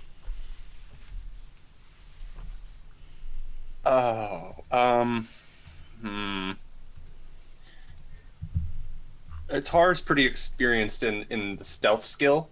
Would it be reasonable for him to guess that he might be able to sneak into the building where the rest of his squad mates are? You by all means, you can try. Yeah, I think that's if it doesn't seem blatantly obvious, like that, I'd have to they'd have to walk past him or something, or they'd look right at me. I'm gonna go ahead and try that. Sneak back to my friends. Okay. Are you keeping an eye on them as you move? So sort of like looking, keeping them in your sight so you can see it, and then just sort of like moving almost like sideways in a diagonal to the. I used to sort of like going like that, but it's almost like looking in their direction as you sidle your way back to the hab. Or do you have another action type of way that you would like to do it? I think it would be pretty well like that. It might be a little bit more of a parabolic curve, and keeping my eye on them and trying to go a circular way. It might take a little longer. Yeah. I would have my M16 in my arms, but not necessarily pointed hostile like at them, just so that I could quickly lift it. And then I will go about sneaking. Would you like my stealth roll? I certainly would. And just to let you know, your stealth roll will be easy because of the environmental issues at the present moment in time. I have no more luck points.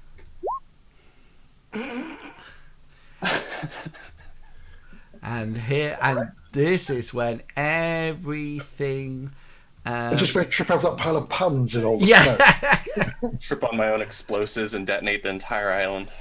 Okay, so you sort of like start to make your way there, and as you keeping an eye on them, you either trip. You still have your torch on. Yeah, or you trip, or you keep your torch on it, and all of a sudden, as you get close, you get to about here, or you make a noise or something, and you notice that one of them immediately whips their head round and sort of like stares at you. You notice that it's got those yellow reptilian eyes. Can you make a willpower check for me, please? Yes. Would I be able to add my passion of act fearlessly to this willpower roll? Yeah, you can augment it with 20% of that. Let's see. Let me just calculate that really quick. Because I have 76 in act fearlessly, and that's a 15.2, so that'd be a 16 to my willpower. Yeah. Excellent. I'm a tough guy sometimes. Yeah, and despite them sort of like immediately flicking round and look at you, you don't sort of like suddenly make a dash for it. You literally stay really still, hoping that everything's going to change direction, and you're sort of like almost like locked your eyes with their eyes, if that makes sense. And you pause for a moment like that, and having a sort of like thinking, what are they going to do? What are they going to do? And they see you not making any sort of like offensive action, and they seem to go back to the dish, and they sort of like pick it up, ready to move it. What would you like to do?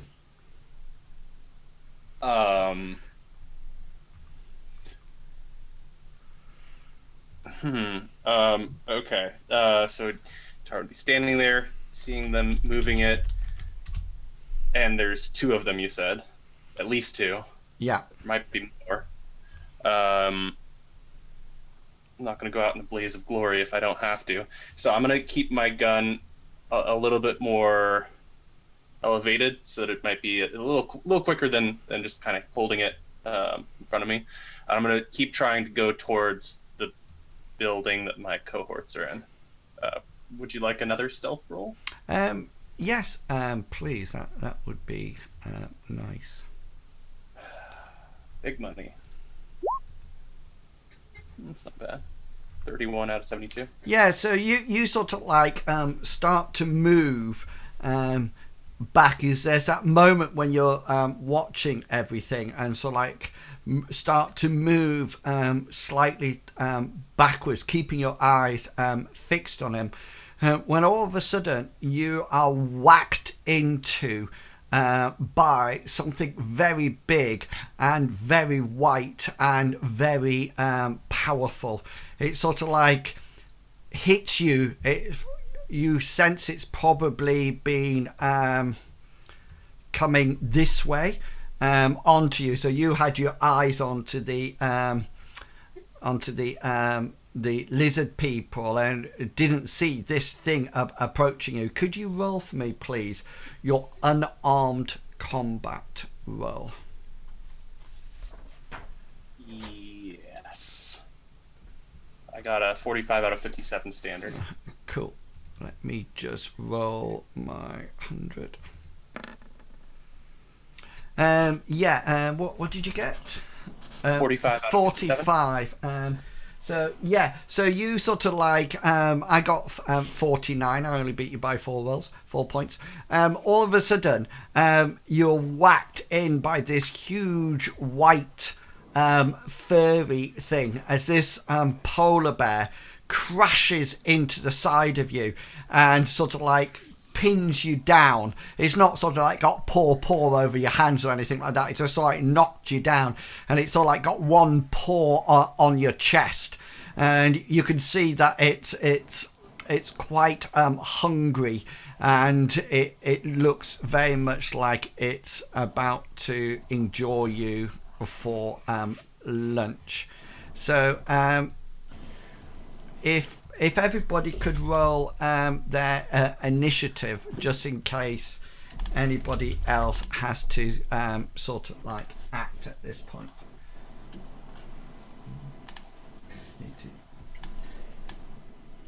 12. 14. No, because we're tied. Tarr.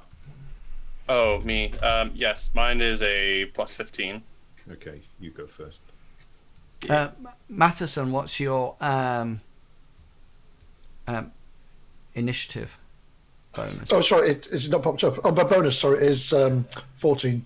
14. So you will actually go. Who is it? Faraday that goes first. No. Tarr. Me. Okay. Yeah, Cool. Yeah, Okay, so this is round. We're going into combat rounds, but people inside you won't be able to act until obviously you get notified or something. So the first thing that happens, Tarr, is on 17. This bear crashes into you and almost like grapples you by its sheer weight down onto the floor. So that's its action on 17. You're up now on 16. What would you like to do? My hands are on my M16, but the question is, am I able to attempt to use the M16 in this kind of grapple? Yeah, so you're actually you're not helpless. But it will be a Herculean, a formidable attempt to try to get it round and actually fire at him. And it would be a full action to draw my combat knife out to then stab, correct? Well, yeah, if you want to draw a weapon, then you need to make a brawn roll because this polar bear is on you. So you have to sort of like make the brawn roll to sort of like get round and pull it out. So yeah, it's either you can either make a brawn roll to try to pull your combat knife out, or you can try to fire your gun at it. But I know it's really close, but it's formidable because the bear's on top of you.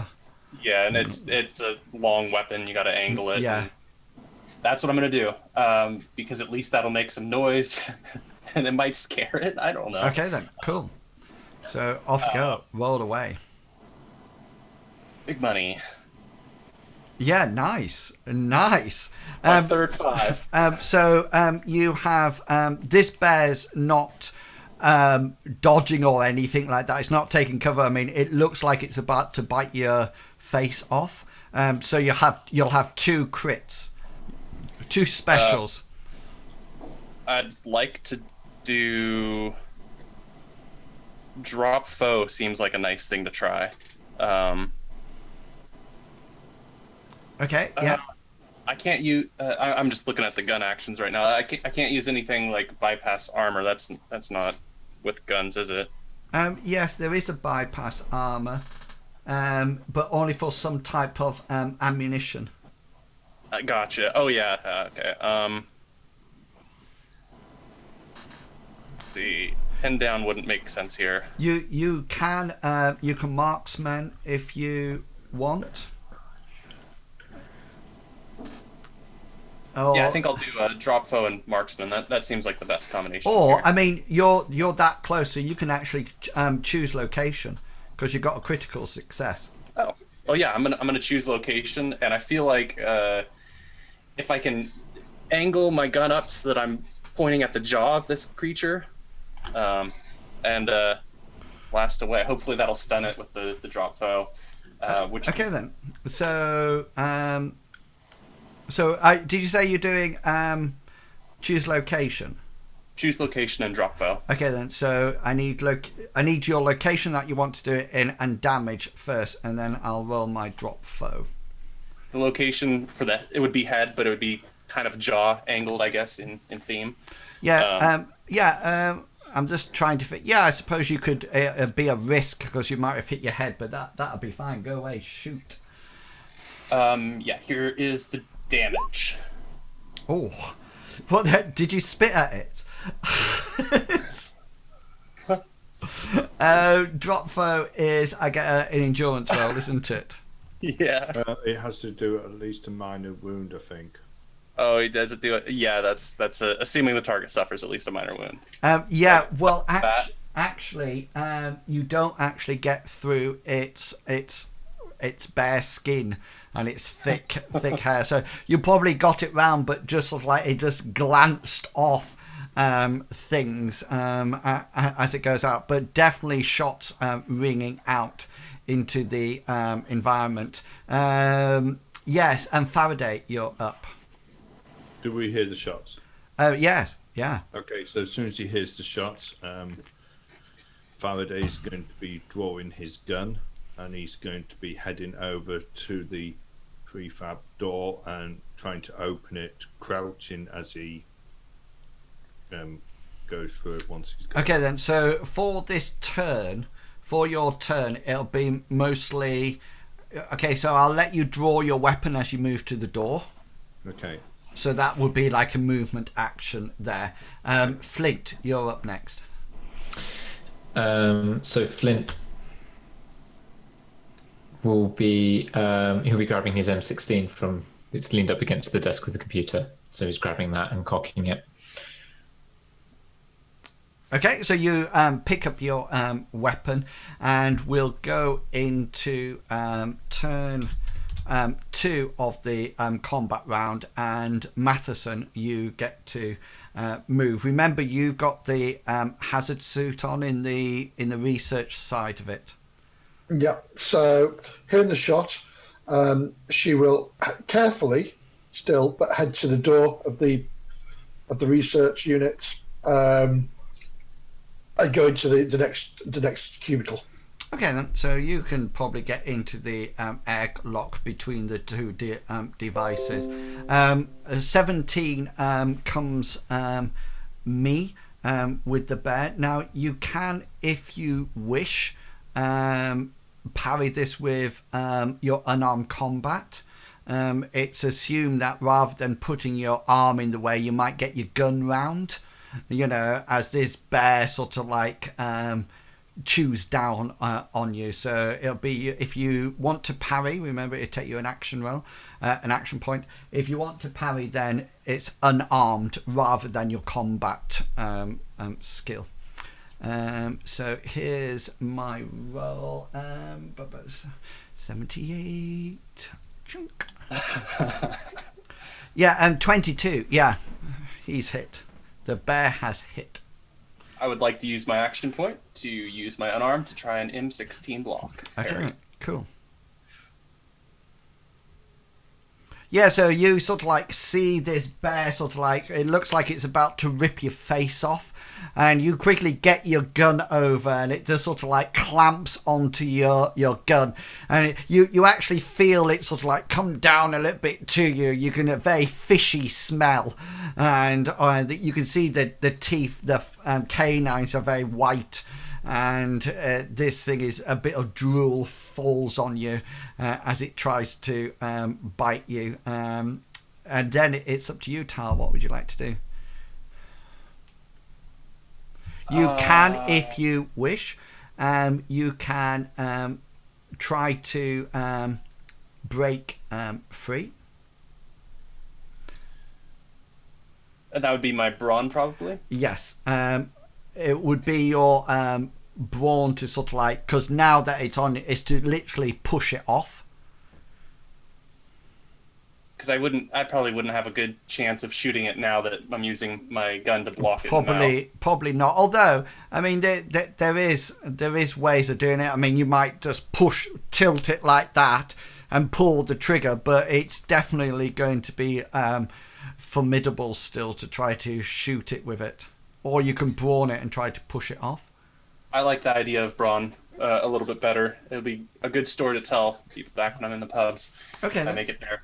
Let's go, bear. So we're posing it between us. Here's my roll. Yeah. So 68. My brawn, just so you know, is 79. I get a 65, which means that you actually win, and you sort of like push. You're almost like commando roll with it.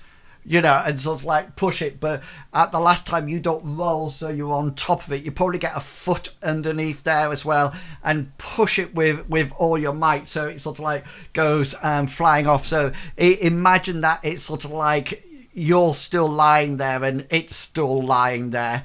It's probably on its side. And Faraday, you open the hab door now, and so he goes hab door, and he's sort of like in a defensive crouch, and he's going to survey the area, see what he can see, and if I can do another action after that, I will then. Yeah, no. So on this one, this action, you probably get the door open and start to go down to your crouch. I mean, you can see that Tarr and the polar bear are having a bit of some free-form wrestling going on. Flint, you've got your gun in your hand. Is there anything else you would like to do? So Flint is now going to move to the doorway. So he's going to take sort of like a firing position behind Faraday, and then, but still so that he can shoot through the doorway at whatever's coming.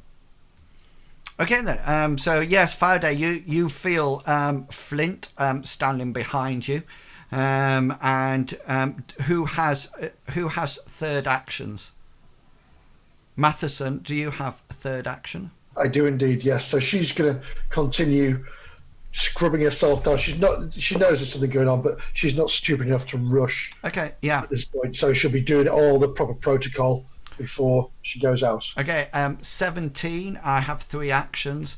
So 17, the bear gets up from its lying down. Tarr, do you have any actions left? I don't have any of my 3 points left. Okay then. Faraday, do you have any left? I do not, but I'm going to buy another action. Okay then. What action would you like to do? I want to start firing at this polar bear. Okay then. Fire your shot. What are you firing with? I'm firing a 9mm pistol. Okay, go for it. I'm not very good at it, but I shall. It's not good to hear.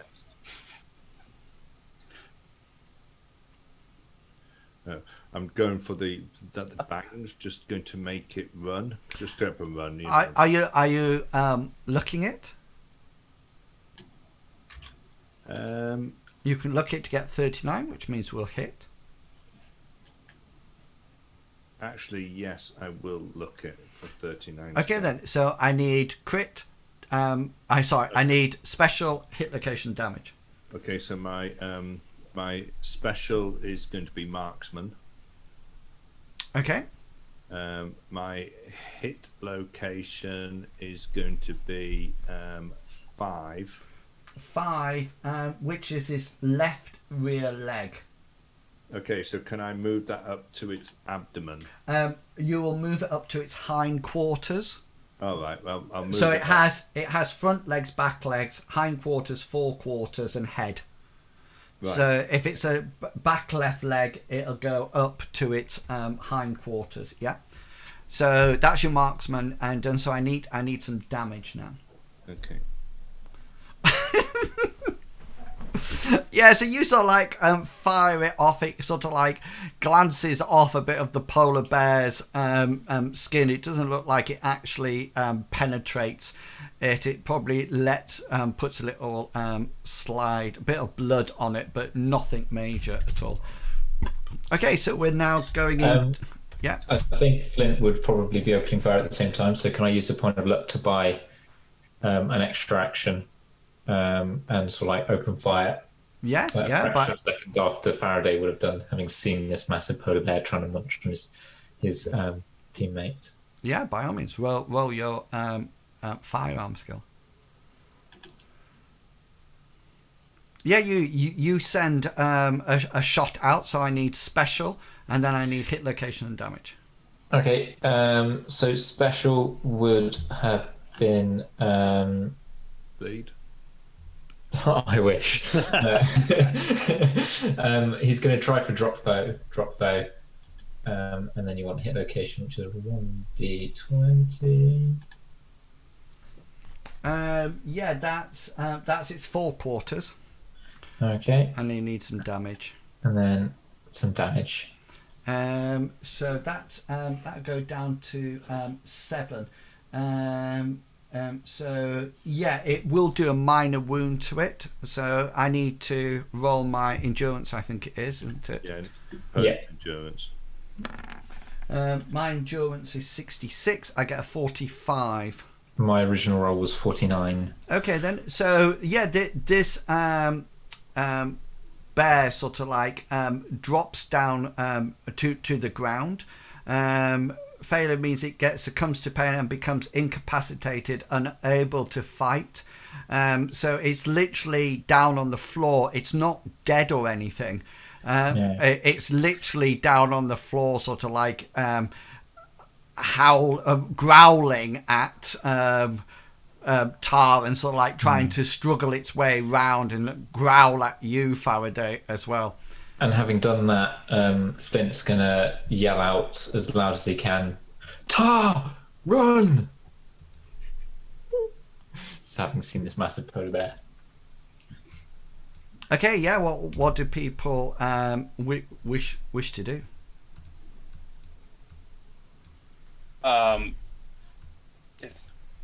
we still in combat, or are we going freeform? Well, the Flint has dropped foe on the bear, so I'm actually incapacitated and I'm unable to continue fighting.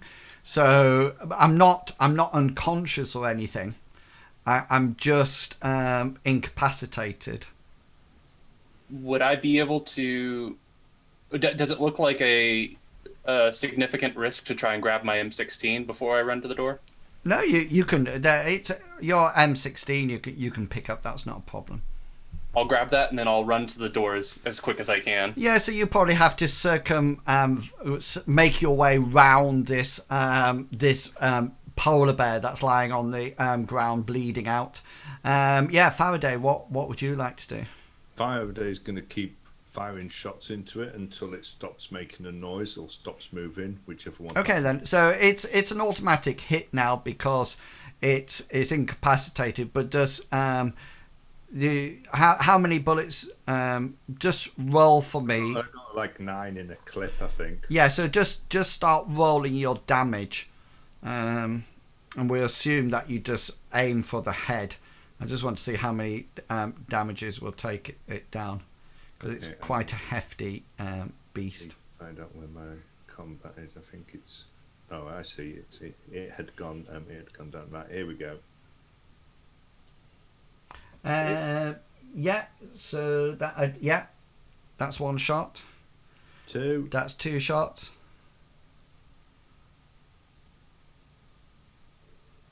4. That's 3 shots.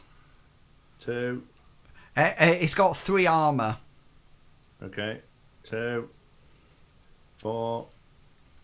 Okay, so let's just say let's just say that you just empty the clip into this. So it's just like bang, bang, bang, bang, bang, bang, bang, bang, bang, bang, until the polar bear just sort of like passes. It just dies. So there's this massive polar bear now with several gunshot wounds all in its head.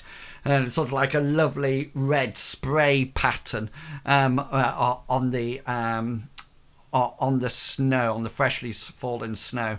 Are you going back into the hab and shutting the door, or what? Tarr's going to try and pull everybody in, ideally, so that. Faraday, after sort of unloading his clip into this thing, will come back round and he'll put a second clip in his gun, and he'll say, "I told you to be careful of the polar bear." I know, Faraday, but everybody, you need to listen very closely right now. I saw something out there, sensor dish. We all need to act very prudently. I was out setting up the demolitions, and then before I was hit by that polar bear, I saw these short-ish things. 2 meters tall. 2 meters tall. It was kind of hard to see, but they looked like lizards. People lizards. They were moving the sensor dish. I didn't want to engage with them, so I was coming back here to let you know. I don't know if they're a threat. They saw me, but I stood still. Wait, man, what you're saying? There's others out there. They're not Russian. I know they're not Russian. The Chinese? No, I'm saying they're not human. And they're not polar bear. Like giant crocodile people, maybe. Masterson, like they were using hands. Come over here and check Tarr out, will you? You'll sit down. It sounds like he's Tarr, he's been out in the cold too long. How are you feeling? Just give me your wrist. And Feeling she'll fine. check his pulse, and let me look in your eyes, and she'll look in his eyes. And What are you looking for? I'm looking for any marks of like concussion or cold, or whether he's been disorientated by the cold outside. That's what I'm looking for. Roll your first aid skill. You haven't been injured, Tarr, have you? No, but he's No. probably got the adrenaline he's used to from parachuting, being knocked on the ground by a bear. Yeah, Tar's not suffering any negative effects from the cold or anything. He looks actually in almost like the peak fitness. No, he seems fine, Faraday. Just take a step back, Tarr, and just go through it in your own head first, and then say exactly what you saw. I mean, you've just been attacked by a polar bear. The snow can play strange tricks on your mind when you're out here. Things look closer or far away. Just step by step. Flint, go check the satellite dish. Not alone. You're not going alone. There are two of them. And if they're not lizard people, then they're Russian soldiers, Russian scientists, or Chinese soldier scientists. We need to go out there with a little more protection than just one gun. You said that they were actually stealing the satellite dish. Yes, with their hands. I'll go and have a look. Flint goes I out. don't need to get too far if they're stealing the satellite If dish. the satellite dish isn't there, then we know that maybe there's some truth in what you're saying. But how big was the satellite dish? It's quite a big thing for a man to carry, isn't it? They're not men. I know they're not men. So Flint's he's gonna head out. He's gonna have his gun like in a ready position. It's not up, but it's kind of like he's ready to defend himself as needed, and he's going to go and look out towards where the satellite dish is. Yeah, Tarr will follow. Nobody. Yeah, going away. there's no satellite dish there at all. It's gone.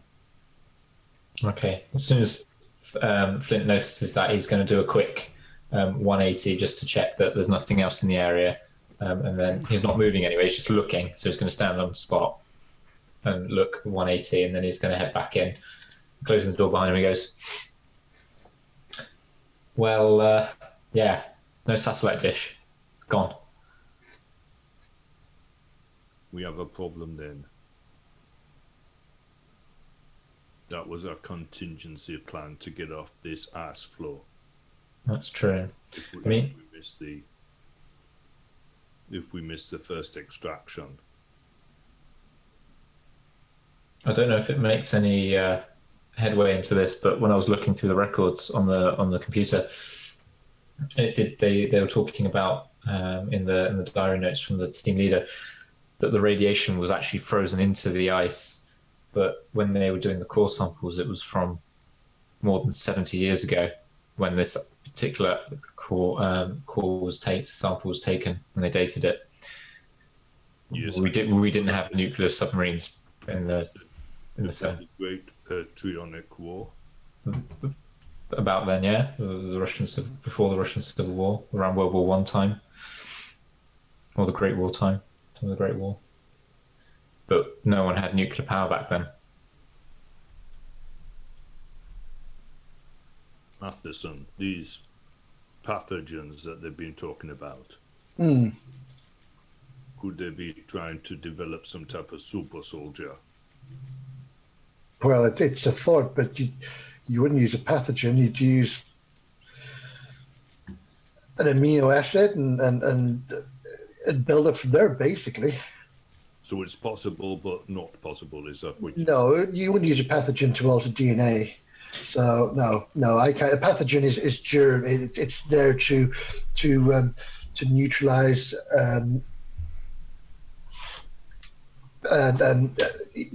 to affect your body in a way that should to inhibit your body or certain proteins in your body. No offense, Faraday, but the Russians were here doing pathogen research, but they were ordered to stop doing pathogen research when they discovered this radiation. So I think they're yes, I know that. They're two different things. To work out what Tarr there saw. Unless we're thinking that there's 2 meter tall lizard men running around. Well, I read this book once. I need solutions. So a pathogen can't make a super soldier. It can't transform a human into something else. No, I've never known it to be. It's just physically the way it's beyond our chemistry, our science. But what about the Russian science? Could there be No, more? they're at the moment they're pretty on the same level as we are. Maybe you will leapfrog each other every now and again, but no.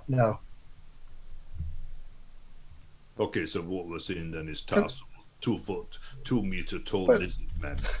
Well, don't forget DNA is a relatively new thing we've discovered. I mean, we only discovered it in the 60s. It's only 20 years ago.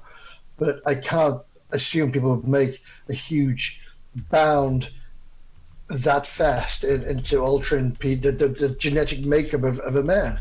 Okay, well, you're the scientist. Give me another explanation. Just to let you, and you will know this and communicate it, Matheson, so everybody knows, the definition of a pathogen is like a bacteria, or not a germ, a virus, and That's right. it's used. Pathogens they cause disease.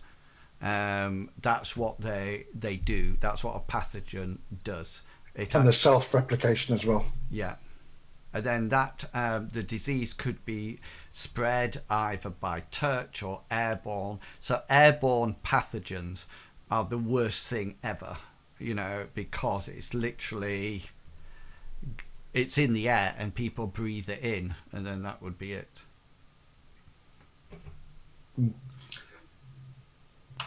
Just before Tarr made his little friend up there, I was reading through one of the last bits of the mission logs. They didn't seem to recognise the alloy in the metal hull of the thing they found in the ice, and they were getting pretty scared about it. Well, that's very unusual. We know all the elements on Earth at the moment. Well, we haven't dug that far down yet, but we all conform to the periodic table, and yeah, how strange. So what we're saying is that it's not a submarine, and the things that Tarr saw weren't genetically modified humans. No, well, that film you saw. I mean, you saw them go into the hatch. Did they bring anything back up with them? They brought nothing back up. I think it's looking like we need to go and have a look, try and find this hatch and have a look down there. There's not much else we can do. Hatchman, we need to find the satellite dish. That's our way off the ice flow. If we miss the extraction, we need to get that up and running. So let's get ready, gear up, and get on with it. So, Assuming we can find the dish, could all four of us carry it across the ice? Oh yes, Very quite easily. Yeah. If not, then we'll have to get one of the snowmobiles up and running. Find the dish first. Sounds like a plan. So we're going to spend some time making sure that we've got all our winter clothing on, ready to go out again. Okay then. Once that's done, I'm going to go out to where the satellite dish was and see whether or not I can find any marks of it maybe being dragged or... Roll a perception roll, but it will be, because I mean it's been like almost like an hour chatting away since it actually done, and this blizzard is now just to let you know, to give you an idea, any perception checks now out here will be at formidable standard. You could look it if you wish. No. So you get round there. There seems to be the snow is disturbed, but it's that snow disturbed that more snow has filled into it. You can't actually see any tracks or any way or drag marks or anything.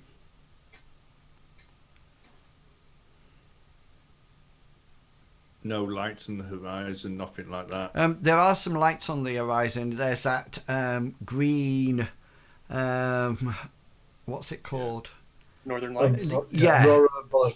Yeah. Sort of like shimmering up to the north. Looks quite pretty as the blizzard stops and starts again.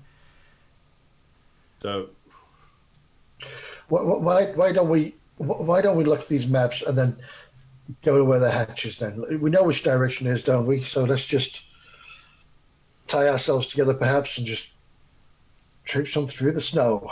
we have no map indicating where the hatch is, do we? Drill sites. All you know is that it's down to the southeast. There's a drill site down to the southeast that you saw, and one to the northwest as well. Is there, Madison, is there any way to stabilise the Rusky?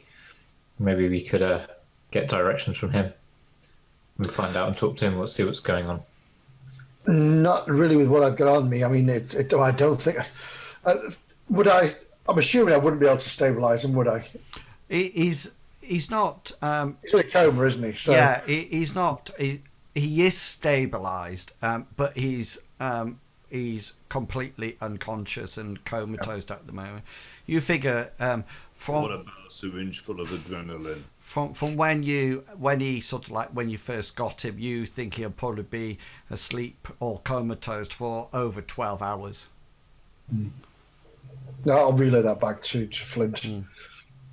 We won't continue discussing out by the satellite dish. We'll go back in. Yeah, that's absolutely fine. Okay, we need to find where this hatch is. Any suggestions at all? Were there any clues from the video you saw indicating the northern or the southern? We know it's on the southern end of the ice floor. Does anybody have a navigation skill? Yes. I do. So you could roll the navigation skill, and if you were successful, then you can make your way to either the north or the south. Any failure to do, then your journey would be increased by a set amount of time.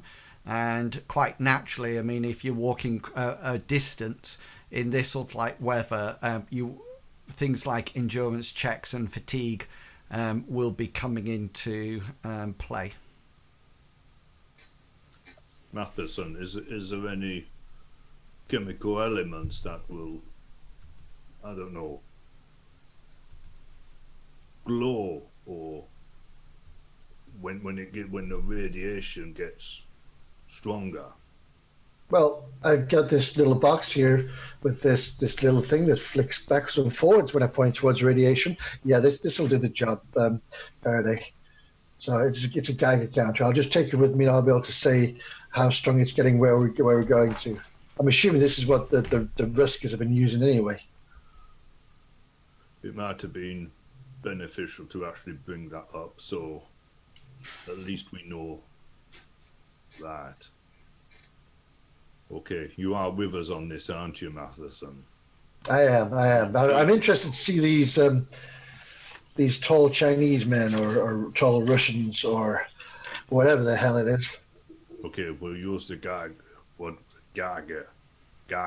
Geiger counter, yeah. It registers the measurements and strength of radiation. We'll use the Geiger counter to see whether or not we can track the source of the hatch. That's if that's where they've taken the. I think what they're probably doing is they're stripping it down for components to get the submarine back up and running. Seems like a likely. We'll go out. We'll use the Geiger counter and navigation skills to see whether or not we can narrow down where where that's a hatch could be. Okay, so are you heading off to the northern site or the southern site? I think it's the southern one we're going to, isn't it? Yeah. The where the hatch was. Okay then, so you don all your cold weather gear and step outside to this blizzard that's blowing. Two things you notice just as you step outside and prepare to leave. The first thing you hear just as you get into the door and stepping out, the communication, the Russian communication device in here springs to life, and there seems to be some Russian chatter. If anybody's got the Russian language, they can make a roll now. Mm-hmm. I'm going to use a point of luck to re-roll that, otherwise the wind is. Okay. That's better. Cool. And are you using anything for Faraday? No. Okay then. So I presume you will relate this to everyone. There seems to be roughly almost like a radio call coming in Russian, asking for status of the base and the people that are on it. It identifies them as the cyber icebreaker ship. It seems to be heading towards the research base. It doesn't give its exact location, and several times the communication goes in and out, and basically you just hear, this is the cyber calling the Russian research station, come in please. You know, we are on our way for extraction. Come in please. Do you want me to try to get an ETA? Yes, don't forget. Station 569. 569. Just Okay, remember. Well, sorry. Just remember, Faraday, when this ship arrives is when they're going to start sanitizing the area. Or do you think it's not best that we know when they're going to arrive then? Well, yes, I'm just reminding you that their imminent arrival means. Okay, let's not have a conversation. It's I'll get on the mic and I'll Okay. I want to. Yeah. So you can do the call. Do you have communications or sensors or anything like that as a skill? Can I twiddle the knobs and push up the levers? Yeah. So what message? When to stop? I want what I'm trying to relay is I want to say station 569, and I want to do ETA, but I want to make it sound like when you go to get a drive-through and you're trying to talk through, the mic's all breaking up. Yeah. Okay then. Longshanks last week. So Faraday, you roll your communication or sensors array. Are you looking that or are you leaving it? No, there's no need to keep asking me whether or not I'm looking stuff. One, I'll tell you, but also I don't have any luck left. So. Okay, then sorry. Right. So Matheson, you need to roll a deceit skill now to see whether or not you can get your message across. Close your eyes, everybody. Yeah, you do a fantastic job with your deceit, and you manage to speak almost like fluent Russian down it and sound very convincing. However, they don't seem to reply to you at all. They just seem to keep sending out the same message. You probably think that something's gone wrong with the communication at the sensors at your end, that maybe is not tapping into the signal to get the reply back to them. Must be the storm. I'll try again, but this time using my communication skill rather than using the sensors. Yeah, so it'll still be one level higher. Yeah, so that fails as well. So yeah. I'll assume it's. I'll do another deceit. I'm going to assume he's got it going. I know nothing about okay, it. Cool. Yeah, so again, you almost like repeat this really good, not a distress, but really sort of like inquiring, very cool. You get all the pronunciation correct, but the message just keeps coming back in the sense of saying, is everything all right? Please report. And shortly after this, you feel the whole the ground that you're actually stood on tremor. It's definitely almost like an earthquake, sort of like tremor. If anybody's got any science skills, they can roll them now.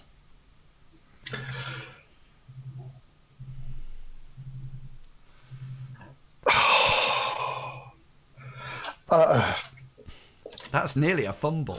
I know. I will use a point of luck, and I'm going to re-roll that because cool. I don't think it should be this silly. Here we go. Yeah, that's miles better. You, Matheson, using your sort of like research and everything, it felt like an earthquake, but it probably wasn't seismic activity. It was probably the ice flow melting, and having, as it's melting, it's slowly shifting, and it's causing the whole ice to shift and tremor somewhat. Okay then, so what's the plan now? Well, I'll relay that information. This thing's coming apart now. We need to get moving. Whatever we're going to do, we need to get moving and hope this thing holds together for 40 hours now. Oh, yeah, about 40 hours. Yeah, that's almost 2 days. Let's head out. So yeah, just to remind you, you've been able to take some little rest in the last 8 hours. You haven't been doing action all the time, so you can probably set off no matter what and sort of like head down. So who's navigating? Would just have interest, would my leg sprain have gone, or is that a No, basically, was actual damage? Was it? yeah, basically, That's fine. yeah. Really and truly, if you think that any damage that you actually sustain now, you're going to have for the rest of the adventure, because even a minor wound will take days to repair itself. The only thing that you can do, and you probably got it in your survival kit, if anybody takes more than a minor wound, you can stabilize it, but you probably have some kind of injection that will mean that if you fail your endurance roll, which means it would be incapacitated, this this adrenaline boost would actually keep you going over that time without the sort of like losing a leg. What's the plan then? To try to follow the map and head off to the. So using the information that we've got from the map, or the information from the radiation charts and the Geiger counter, and then using our navigation skill to see whether or not we can locate where this thing was buried underneath the ice. Okay then, so Matheson, you mentioned earlier on about tying people together. Is that going to be the plan, or is it just a matter of trying to keep each other in sight? Well, I did a suggestion. Matheson's not. All right. Yeah, so it was just a suggestion of common sense, really. If somebody else wants to, if thinks it was a good idea, if we'll do it. If not, we won't.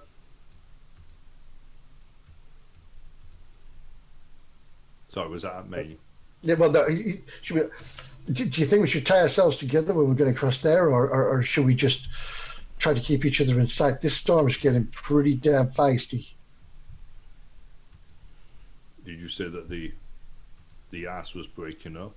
The ice is breaking up. Those little tremors were just little bits falling off here and there and shifting the weight around. So if the ice breaks up underneath us and one of us falls in, they'll not be dragging everybody else in with them.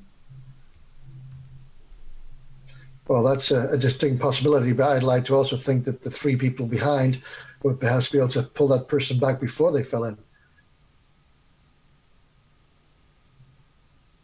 Okay, well.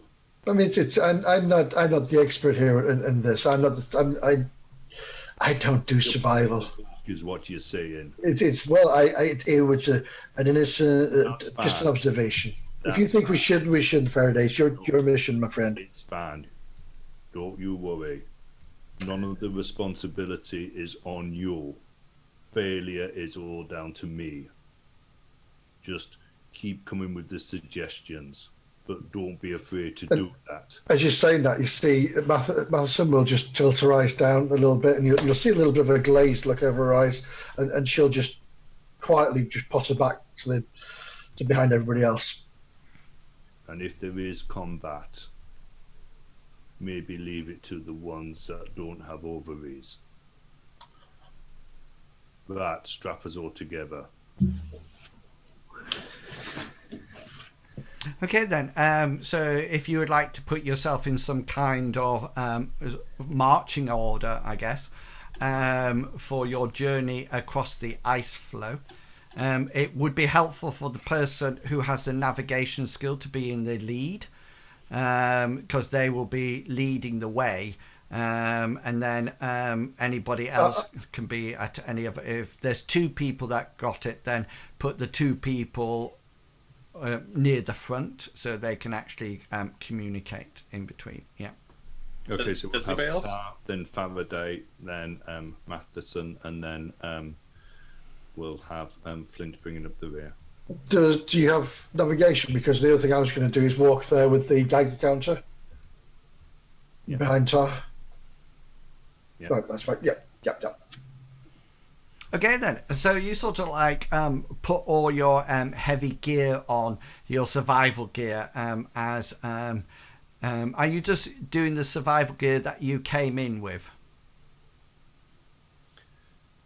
Yes. Okay. And you're just going to memorizing or taking the map with you. You're going to try to navigate yourself from here to there, walking across the ice. Yeah. Yes. Yeah. Okay. Cool.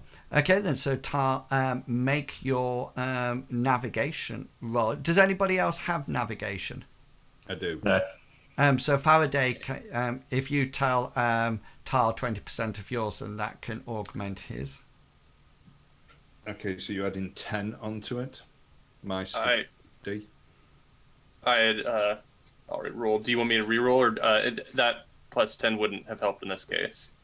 It's completely up to you.